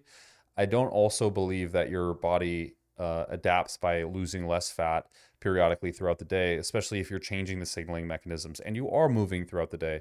Maybe if you're doing that cardio and like these individuals are doing, they weren't monitored for the rest of the day. So maybe you were doing that cardio and then, I don't know, you didn't move for the rest of the day. You just sat on your ass all day. Well, yeah, there's probably a likelihood that you would redistribute the fat loss throughout the day because you, at one point in the day you were moving more and one point in the day you were moving far less.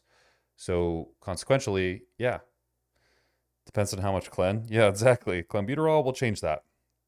Fed cardio, and over a long time frame, it doesn't make a difference in fat loss. So all you bodybuilders out there that are doing your fasted cardio and your coach says you got to do it fasted, it makes no difference. But does that also apply to category 2, nutrition and biohacking? All calories are equal.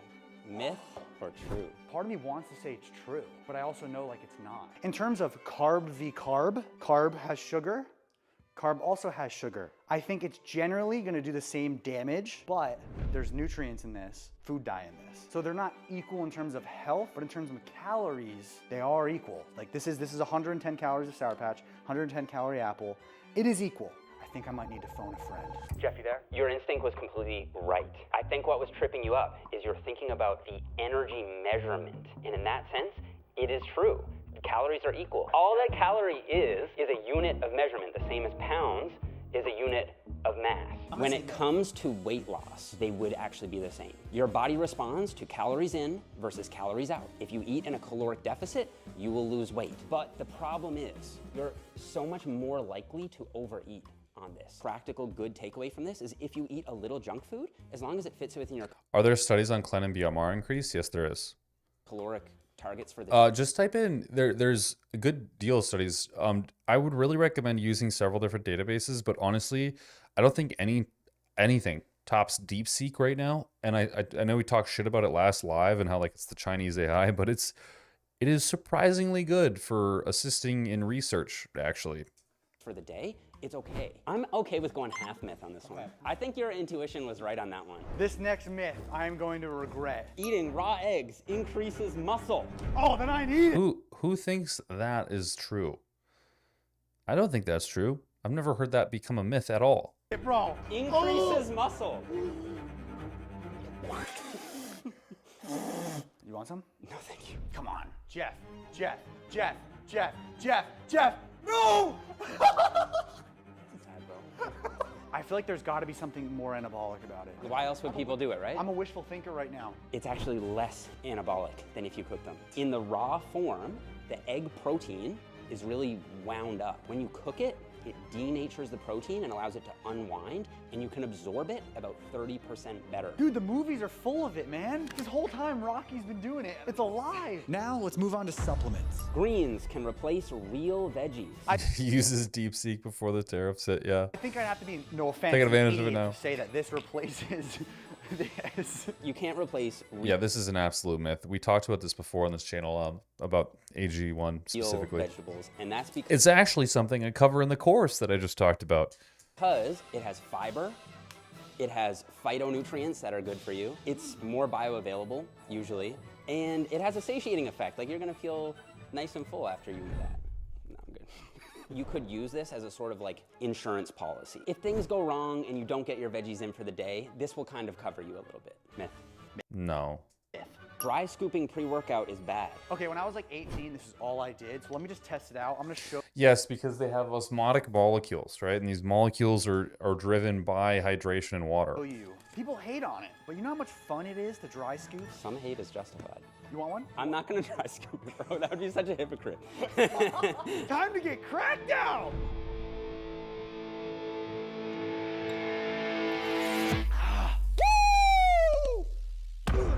That's the most bro thing you can ever do. I think it's bad. Wait, why is it bad? You could choke if it goes down the wrong tube.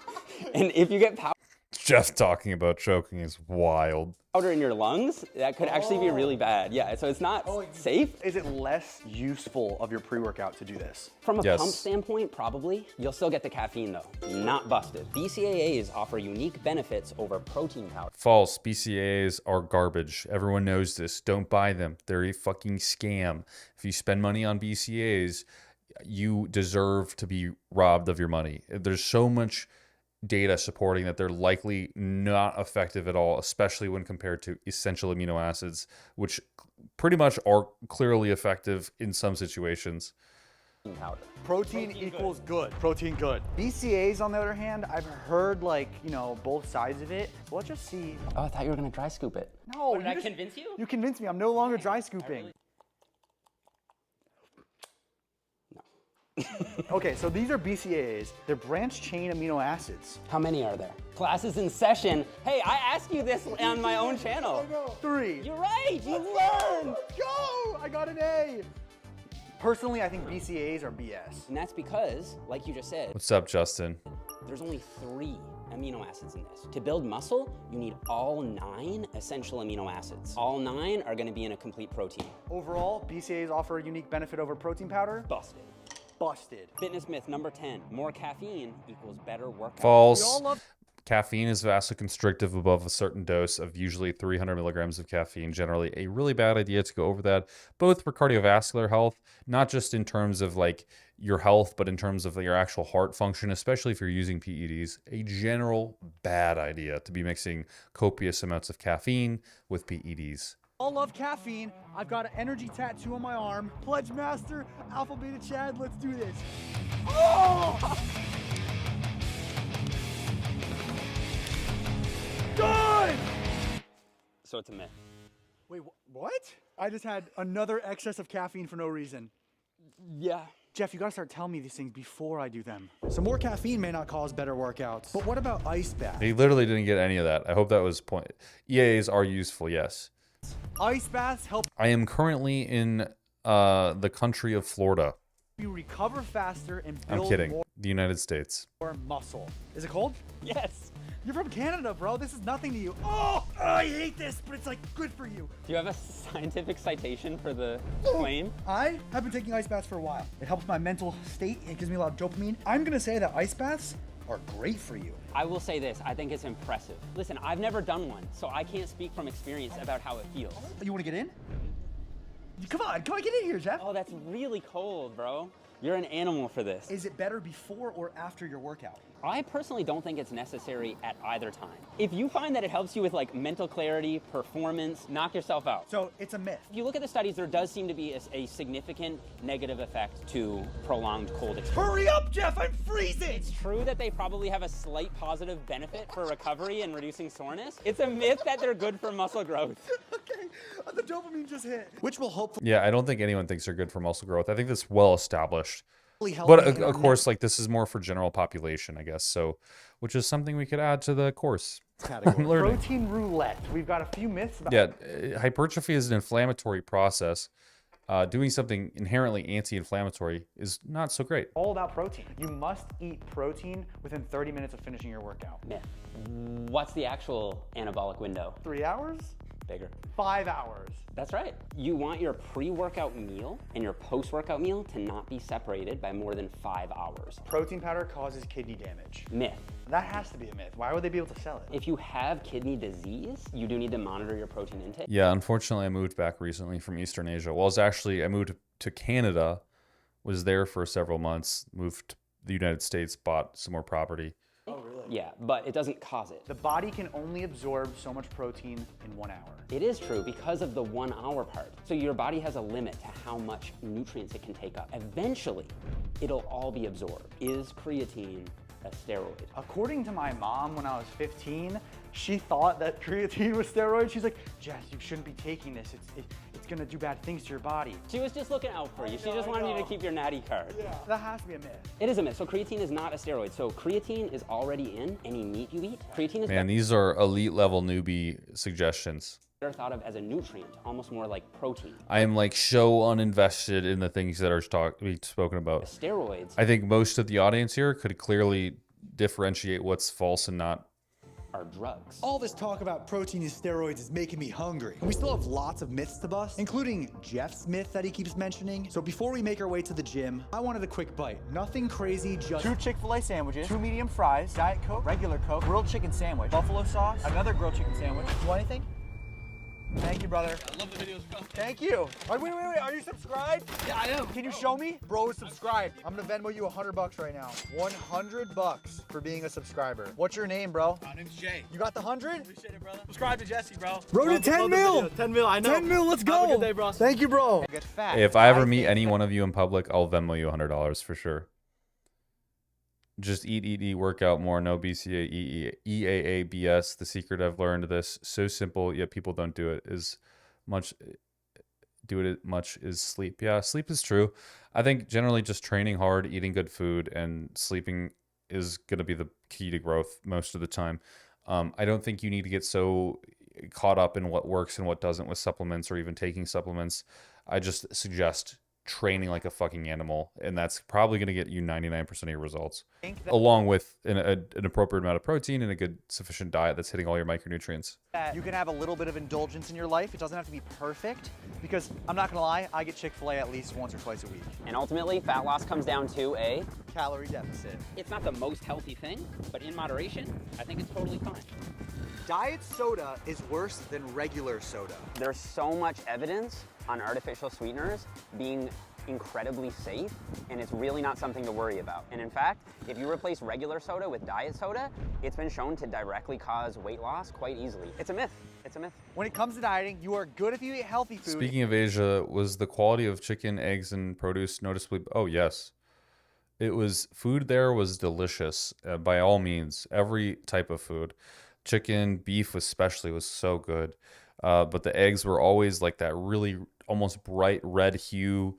The dairy especially was delicious. That was unbelievable. And the fruits, oh my God, the fruits. You guys, I've never had a more delicious apple in my entire life than the ones I would get from just a fucking 7-Eleven there. The fruits are unbelievable. Unbelievable. Food, and you are bad if you eat unhealthy. I mean, I think that's a myth. Like, I think it's a personal decision. What do you think? I think that we shouldn't look at food as good or bad. I think we should look at it as healthy and unhealthy. At the end of the day, like we said, in moderation, you can eat these things. You're not bad if you eat a little bit of Chick-fil-A. Yeah. Myth. Sugar should be avoided at all costs. This soda probably has like 50 grams of sugar in it. This is a real Coke. Is this something that we should be avoiding? Sugar tends to be packaged with a lot of highly processed foods. Those are just really easy to overeat on. What you really want to avoid, I think, are the highly processed, really palatable junk foods that are low in nutrients, low in vitamins, low in minerals. So half myth. Half myth. And while eating out occasionally is totally fine, you definitely want to make sure you know exactly what you're eating. However, a myth that many people believe is tracking your calories and macros is very time consuming and annoying. Actually not anymore, because MacroFactor is the fastest food tracking app on the entire world. You can track faster in MacroFactor than in any other diet app. Kind of analytics, all visual. See to try out MacroFactor. Category 5, warm-ups and cardio. There's an optimal time to work out. I'm gonna call major BS on that. Yeah, there's no one best. I would say that your actually best time to work out is what you prefer. Most people, it's going to be right away in the morning. best time to train. I think the best time to train is when you can do it, when it fits your schedule. Oh, dude, 91 days away from moving there. That's so awesome. Yeah, if you need any advice, let me know. It's a great place, dude. There's nothing will go wrong. It's probably one of the best experiences of my entire life and will always be forevermore. And when you feel that you can perform the best. Okay, so it's a myth. It's a myth. You need to... I am literally like cuffing myself to a table, and my Korean girlfriend won't let me go back, and that's why I haven't gone back. Stretch before you work out. I was an athlete my whole life. I don't think it should be static, sitting still. You nailed it. I think doing some dynamic stretching, so like leg swings, side to side, you can do arm circles, along with maybe some light cardio, is generally enough. So I wouldn't static stretch before weights.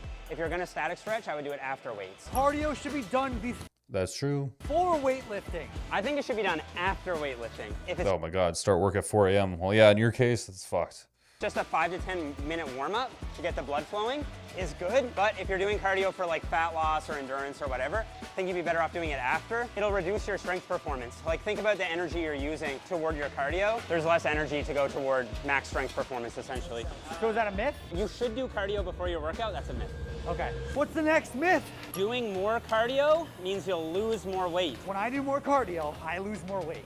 And why do you think that is? Because I'm burning more calories. That's it. So what does weight loss come from? It comes from a caloric deficit. People think cardio burns way more calories than it actually does. So if you go for a brisk walk for a half an hour, you might only burn like 150 to 200 calories. You could eat that back in a second with 2 Oreos. 2 Oreos, you're done. Yes, yes. Diet is a more important tool than cardio, but cardio still has a lot of benefits, and I think you should include it. So this one is a truth then? If you don't... Jeff really annoys me, man. I'm not gonna lie. The thing is, the majority of people already know this information, yet we get bombarded with these types of videos. It's like so generic slop. It's like, I don't even find this entertaining. I'm exhausted. And I just don't understand the purpose of the video. It's like recapitulating everything everyone already knew. And I'm so jealous because, yes, he gets 846,000 views per video. That's garbage. And it's like the most basic video I've ever seen in my life. It's great, but just very generic. Too much by eating more. But since cardio can help you establish a caloric deficit, I would say it is true. All else equal, cardio will help you lose weight, yes. Now it's time for the fun stuff, volume and intensity. Machines are less effective than free weights. I'm gonna do a set with a machine and then a set with free weights. And then we'll know. We'll find out the truth. Good control, Jesse. I had good form because of our last video. Yeah. Finish it. Control. Pause. Okay. Oh my God. Okay, so I want you to rate your muscular prowess. 10 is the best? Yeah. I'm gonna give it an 8.25. Okay. It was really good. Let's go try another one. Yeah. Oh!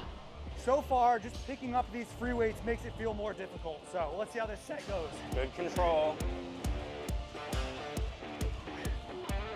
You got more. You got more, Jesse. And I want you to go for another one. Failure means failure. Good, good. Holy crap. I'm gonna give that one a 9. Is there a difference? So there's actually been studied quite a lot. As long as you're pushing your sets really, really hard, you can see very similar hypertrophy with machines and free It's indifferent. weights. It's a myth. For Christ's 6 sakes, to it's 12 indifferent. reps means you'll gain more muscle. The classic answer of hypertrophy is king. It's safe content that gets regurgitated so much, unfortunately.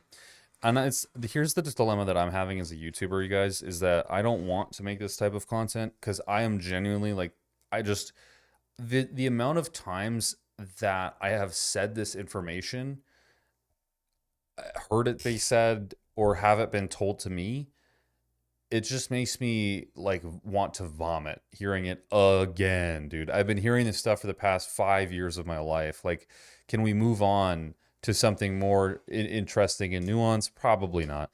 Because here's the reality. There's new people to fitness every year that haven't heard this stuff before. It just sucks to have to hear it again and again. And as a coach, to have to say it again and again and again and again, because you start feeling like you're just getting paid to perform a circus act, like you're getting paid to just say the same shit over and over again to people, and there's nothing ever new or interesting. And people are like, well, so much, Coach Kolton, like all this stuff about pharmacology. And it's like, yeah, I do. But do you know how much of that is actually applicable to most people? Probably like 2% of it. Like, the reality is most people just need this basic shit, and it sucks. you know, and I could talk all day about some really cool stuff, but my videos would get, 1,000 views and I wouldn't be able to net any benefit from that. Maybe get some clients, but that's not the goal for myself. Like I want to be much bigger than just some random coach, so it really sucks because you do have to kind of appease the general populace, and it's not, it's not a good time. I don't think it's fun talking about this. It's just like duh type of content to me. And I might sound rude, but I think most people in fitness know all of this information because it's just been repeated over and over and over again. But Kolton, you're a trainer. It's your job to repeat it over and over again, like a teacher who teaches the same subject for years. And I respect that. But and I'm not saying I have a massive problem with it. I'm just saying the last thing I want to do is make generic slop content about it, and it's just not something that I'm super passionate about. And it sucks because it might be a really easy way to get to that level of reputation on the line and get to places where maybe I wouldn't have been able to go. But I can't get myself to make this kind of content. Like it's just so yuck, it's just so generic, I guess. Just start hearing the same shit rehash, but like you said, new people are always coming in, so more creators will target that. Yeah. I don't know. Steve seems to do okay. Steve does okay, but he tells me a lot of the time how much he hates saying the same things over and over and over again. I don't think you realize most of his videos are just repeating himself. A lot of the stuff he talks about was talked about 6 years ago when I was in his Facebook group, It's generic, sure, but I'm guessing it's because the audience, there are a lot of people in real life that need to be shown this, but at the same time, you can only cover the basics so many times. Yeah, you can only cover the basics. Kolton, you're right to test the waters and see where you want to land. You've got to get the vibe. Yeah. And hypertrophy is going to happen. It just sucks, man. I don't want to do that. We're around 8 reps. It is what it is. I know you believe this. I do. I'm going to burst your bubble right now. No. I just want you to guess how wide studies have found the hypertrophy rep range actually is. Let's say 4 to 50. It's actually 3 to 50. So if you go below 3 reps, it's really, really hard to train with enough volume. If you go above 50 reps, your cardio... Okay, so that's different from what I say. I say 5 to 30. But I think generally speaking, no one's doing 50 reps for a fucking set. No one's doing 30 reps for a fucking set, unless it's like a drop set or a like myo rep set, something like that. But I don't say that typically. I say 5 to 30 reps. Cardiovascular system becomes the limiting factor, and it's really hard to take the muscle to true failure. But anywhere between 3 and 50 reps, you can build roughly equal muscle mass. Busted, busted. I really want your opinion on this one. This is gonna reveal if you're more bro or more scientist. Oh, man. Training to failure builds more muscle. Ooh. I'm gonna take a set to failure and go way beyond failure right now. And I think that's gonna cue something in my brain for an answer, okay? Come on! Not failure. This is the Dorian Yates pullover. I want real failure. That's gotta build more muscle. So is it a myth or not? It's a myth. Train to failure. I think I'm curious to see how he defines this. It does not build more muscle? The best research shows that as long as you're 1 to 2 reps shy of failure, you see equivalent hypertrophy as if you go all the way to failure. Training each muscle once a week is worth. He really could have extrapolated on that more. I think training to concentric failure is definitely enhancing muscle gain, but training anywhere past concentric failure really doesn't provide any substantial benefit. But when you say that you don't need to train to failure, what you're telling most people is they don't need to train hard, and they don't perceive you saying that, well, you don't have to train to failure. They perceive that, well, I can stop early, or I can stop when it starts to hurt. And then at the end of the day, they don't ever train hard. They don't even get close to 3 reps close to failure, because if you've ever trained hard, 3 reps close to failure is actually fucking nuts. Like, that's really hard. If we're talking true failure, like, I'm going to drop the bar on myself. 3 reps shy of that is insane amounts of effort. But if you just say that, people don't understand what you're talking about, because they never even understood the first place what that failure meant. And that's where it's, super problematic when you make general statements like that. Like, I just tell people concentric failure is what's needed, because that means you can't basically get the bar up anymore. The bar's not dropping down on you. You're not dying. You're not falling over, but you can't get the bar up anymore. Kolton, your time will come. Would you rather have 20K subscribers who really like you and respect you, or 100K? Yeah, it's a fair point. It's just that, look, you know, in the grand scheme of things, Justin, I want to make a business model that is something I can retire with, but also do something I love, right? So the problem is that 20K subscribers could theoretically get me there, but I also don't want to coach people one-on-one until I'm 65 years old. So I have to look at this from a way of, how can I generate an audience that's so large where if I put a business into play, and let's say I start selling a product, or I start selling a do it for yourself type service, right? Where I sell like a course, for example, and then I sell it to, 200,000 people. And then out of those 200,000, 5,000 people spend $30 a month on whatever I'm selling. I'm making $1.8 million a year doing that. That kind of money I can retire with. When you have an audience of 20,000 people, they might have a good will for you, but oftentimes a small audience who is really developed in a niche isn't going to spend as much money as Jesse James West's audience, right? And so you run into this conundrum, and I'm talking about economics, right? I understand this is like behind the scenes of an influencer, and it's so wrong to talk about selling things to your audience, but it is how you make money as an influencer. It is how I make money as a person, as I offer my coaching to the people who follow me for my content, and they pay for the coaching. And it's how I live, right? It's how I'm able to do these live streams. It's how I'm able to make YouTube videos. It's how I'm able to do all this stuff. And hopefully that enriches your life to some capacity. But at the end of the day, if I want to do something that is so fruitful and enriches my life, it needs to be to a larger group, basically. And so it's really important to build the subscribers. So 20,000 subscribers would be great. And it is great. And I have truly enjoyed the process. But what people don't see is like the cost of doing that too as well. Hot take, Mike Israetel doesn't know how to train. Yeah, he doesn't know how to train at all.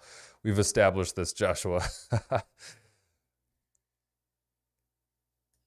Worse than training each muscle twice a week. Based on my guess of where science is, 2 times a week it has to be better.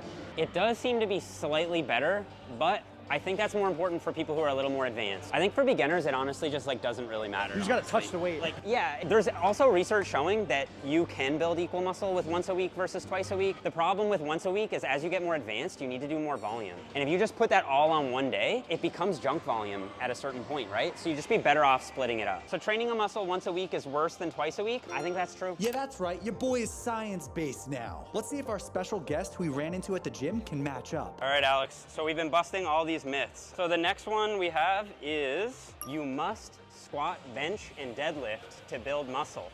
No, that's a myth. You sure? What do you think, Jesse? Do you squat, bench, and deadlift? I deadlift and bench sometimes, but I prefer machines though. He's right. Stop fooling the dude. That's what it's obviously, that's a myth. They do build muscle, but you could replace the squat with Is Jeff wearing a skirt?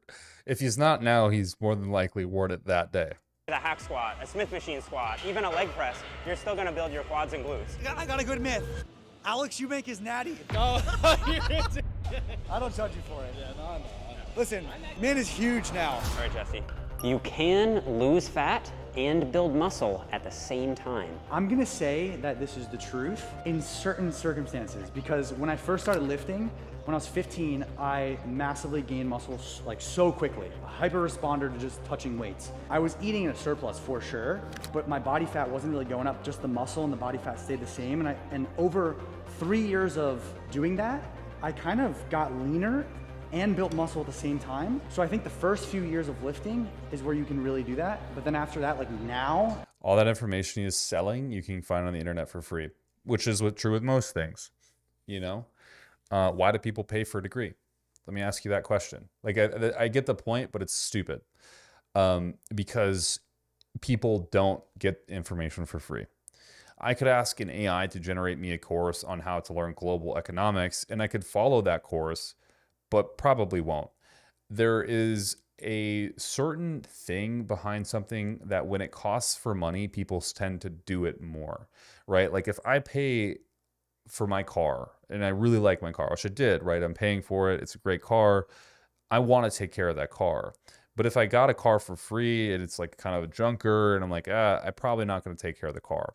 And it's the same thing with education or courses or like workout programs. There's something about paying for it that gets you to do it. There's something about buying a book on my Kindle and reading it versus pirating it offline that I can't explain what that is psychologically, but I think it's sort of a fallacy to say they're selling something that you can get for free offline. So is everybody. So is everybody. I can find information about anything. I mean, most colleges have most of their online seminars for free, you know, and it's just finding that information. It's just literally, but is it though? Like, let's be honest. A $50 generic program for someone is equivalent to an education. They see it as a status of, okay, stamp, this guy has an education. He can teach me how to train effectively. I don't have to go searching the internet for a bad example because most people don't know where to search. You're paying, exactly, sacrifice equals investment. But you're paying for the avoidance of sacrifice by simply avoiding the time investment, if that makes sense. Yeah, what's up, Todd? Like, if I pay for a program, it saves me 2 hours of making my own program. Or if I pay for a program and I'm a guy who has never worked out before or has just newly started to work out, it's saving me the investment of doing things wrong, possibly. Now, that's to say that the guy is selling you a correct program, but ultimately you pay to reduce effort and sacrifice.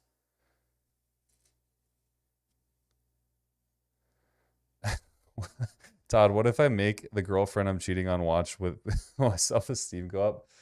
He'll say yes.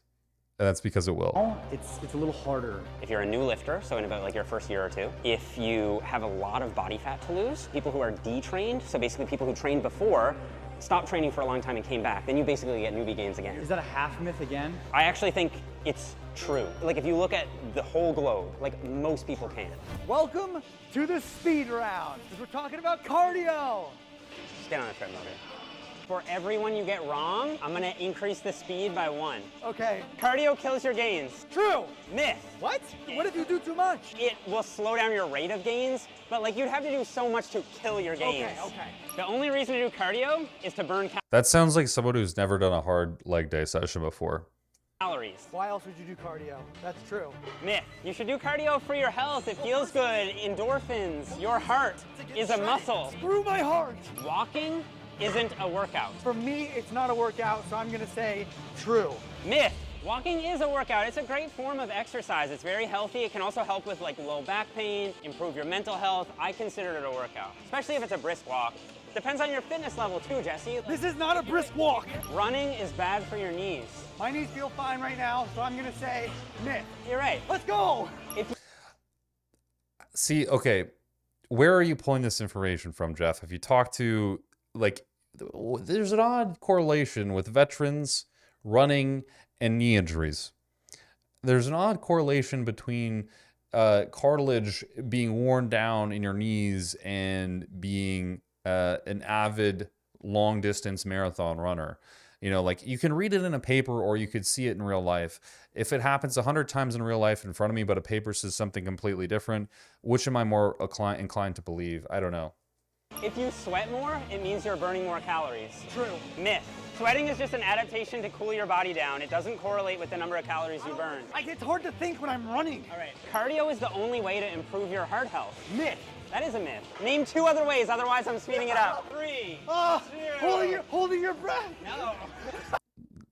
Idiocy. Lifting weights stunts your growth. I think we know. I hope the skin cancer is gone now, Todd. I hope it's just gone. The answer to that one. I'm done with your game. No, I just want to quickly say, like, just because a lot of people do think that weightlifting stunts your growth, but that actually is a myth. Yeah. So I'm just short because my parents. Hey, you're not allowed to complain about being short, by the way. Because you're shorter than me? Yeah! You're not in the club, bro. You're out. You don't. No pain, no gain. I walked to the dumpster to throw up after watching Weston Jeff. Oh, Jeff, man. How accurate, bro. What do you say about that? If it's injurious pain, like in your joints, then I think you should just stop. So in that sense, I think it's a myth. I think that people say no pain, no gain to mean like, oh, it's gotta like really hurt. Training should be hard, but like if you're feeling pain, like actual pain, like your knees hurt, your shoulders hurt, that's actually a bad sign. The next myth is that you need to rest 60 seconds between each set. There's research that compares resting longer than 1 minute and shorter than 1 minute. What do you think saw better muscle growth? I'm gonna say you got more muscle growth with less rest. Are you trying to be bad on purpose again? Cap, running hurts. My legs are absolutely cooked. Treadmill hurts more than the trails, but then again, there's a trillion other considerations to make there. I'm sure, but it doesn't help. I think it's just a high impact, repeated, consistent, just impact. It's a clear correlation. Like you're crazy. And here's the problem with Jeff. He bases everything off studies which scientific snitches talked about many times before, but are erroneous. It's just like you pick the worst fucking studies with terrible methods sections, and then you base all of your claims off of it, but because you're the guy, everyone listens to you. Everyone has to listen to Jeff. He's the smartest of the smart, right? It's so not true. I'm sure Todd can account to that as well. Absolutely not true. Again? No. Bro, just give me the answer, please. I don't know that. It was actually resting longer than a minute. Caused more muscle growth. You can also save time by doing opposing supersets. You could pair your bench press work with like a lat pull down. So that's a myth. It's a myth. Squats are bad for your knees. Ooh! So I think squats are bad for your knees is a myth. If you're using weights that you can handle, squats should actually strengthen your knees. They don't just strengthen your muscles, they also strengthen your joints. Knees over toes is also a myth. It is a myth. It's totally safe. Hormones and genetics. Training legs raises testosterone. There's one way to find out. And only one way. We're gonna do a 300 There was a study. squat, and I'm gonna let you know at the end of the set if I feel like my testosterone's higher, okay? How's the test? Come on, Jesse. How's the test? Racket. Does your testosterone feel higher right now or before you did that set? I feel absolutely worse. You must be the anomaly then, because training legs does actually boost your testosterone. Come on, Jesse. Spot reduction. Jeff just takes mass articles and farts out an opinion. Yeah, he farts out an opinion, but the articles he reads to specifically formulate that opinion are erroneous. Like, it's crazy. And all these guys, Milo Wolf, we've talked about them on this channel. They have this belief that if it's on paper, it's legit. And it's like, dude, take a second, man. Just take a second to reflect in real world application. I just don't understand why people do this. And they just formulate their opinions entirely off reading a exercise science study, which is done on undergrads who are fucking 18 years old, who've trained, 2 weeks of their entire life. And suddenly now that's the law. It's crazy. Reduction is a myth, or is it? I don't think that you can burn fat in a specific spot. Yeah, so the idea is if you do crunches, you'll burn more fat from your midsection. It just doesn't seem to be practically true. Training abs will get you a six-pack. What'd you say about my abs, Jeff? They're very nice. They're well developed. Thank you, Jeffrey. Training your abs will be one of the factors It won't. into getting a six-pack. But if you have a layer of fat, you're not going to see them. If they aren't particularly built, you can build them up through training just like you can any other muscle. What exercises do you recommend? One where you're pulling your upper torso down toward your legs, and one where you're pulling your legs up towards your upper body. Jeff's bigger than me, so he's right. Come on, Todd. One leg raise, one cable crunch. So it's true. Training abs will get you abs, but will you be able to see them? That depends on your diet. You can change the shape of your muscles. I know the truth on that, and I know that that's a myth. If you build the bicep up, it'll actually grow more in the middle than on the sides. And so it'll inherently create more of a peak just by making them bigger. I think what people mean is like, can you change this gap here? No, like that's your genetic structure. It's the same thing with your six-pack. You have really nice symmetrical six-pack, but like you didn't train that. That's a genetic thing, right? You can change the shape of a muscle. I think that's a myth. Workout lifestyle. Strength training is only for powerlifters. I think that's a myth. I think he says. The longer you work out, the better. I saw a study once where it said reading too many studies actually might not benefit you. Like everything Truth I to guess that. is wrong nowadays. If you work out for 60 minutes, you can get a lot done. It's good. If you work out for 20 minutes, You know, you're getting double the amount of work, so maybe it's better. But then Jeff will probably say that that's wrong. So you got to think backwards. Myth. I think you're right. Oh, thank God! After you've done, I'm gonna say something around 6 to 8 sets for one muscle in one workout, like that's about all you're gonna get out of that workout from a hypertrophy standpoint. How do you know that, Jeff? What study did you read? You just making that up? He's just making that up. So, Jesse, if you miss one workout, that's gonna have a big negative impact on your gains. You know what's funny is I had a dream last night because I knew we were shooting today that I missed a workout. And I tried. How much D-ball is equal to 8 serostim? That's the kind of question we should be asking to motherfucking Jeff Nippard. I had to get in the gym and a security guard told me I could not come in because I missed one. I can't come in? Don't miss days, Jesse. I think it's a myth. I think you're right. You should work out when you are sick or injured. I think you should rest. A little bit of light cardio. I think, well, actually, activity improves immune response. And specifically, I'm spacing on it. Hold on. Let me think. White blood cells, something or another. I'm totally forgetting it. I just made a video on this, man. I just made a video where we talked about elevated androgens in immune response, but yeah. Cardio might actually help you recover faster, so I think that's cool, but myth.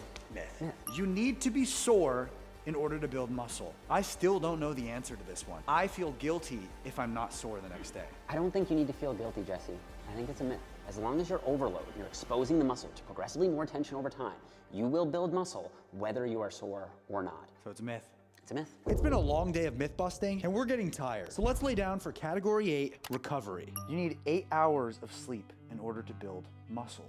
I mean, I think that's a myth because if you get a little less than 8 hours of sleep, you can still absolutely build muscle. Sleep is definitely one of the best things you can do for overall recovery, though. Nasal strips help you sleep better and increase your recovery. I think they can improve your breathing, especially He's if you saying have I sleep think a apnea. lot. I doubt it's going to have enough of an impact to have like a profound impact saying on I think. your recovery or like muscle growth or anything like that. But it could be very individual. What are your thoughts on mouth tape?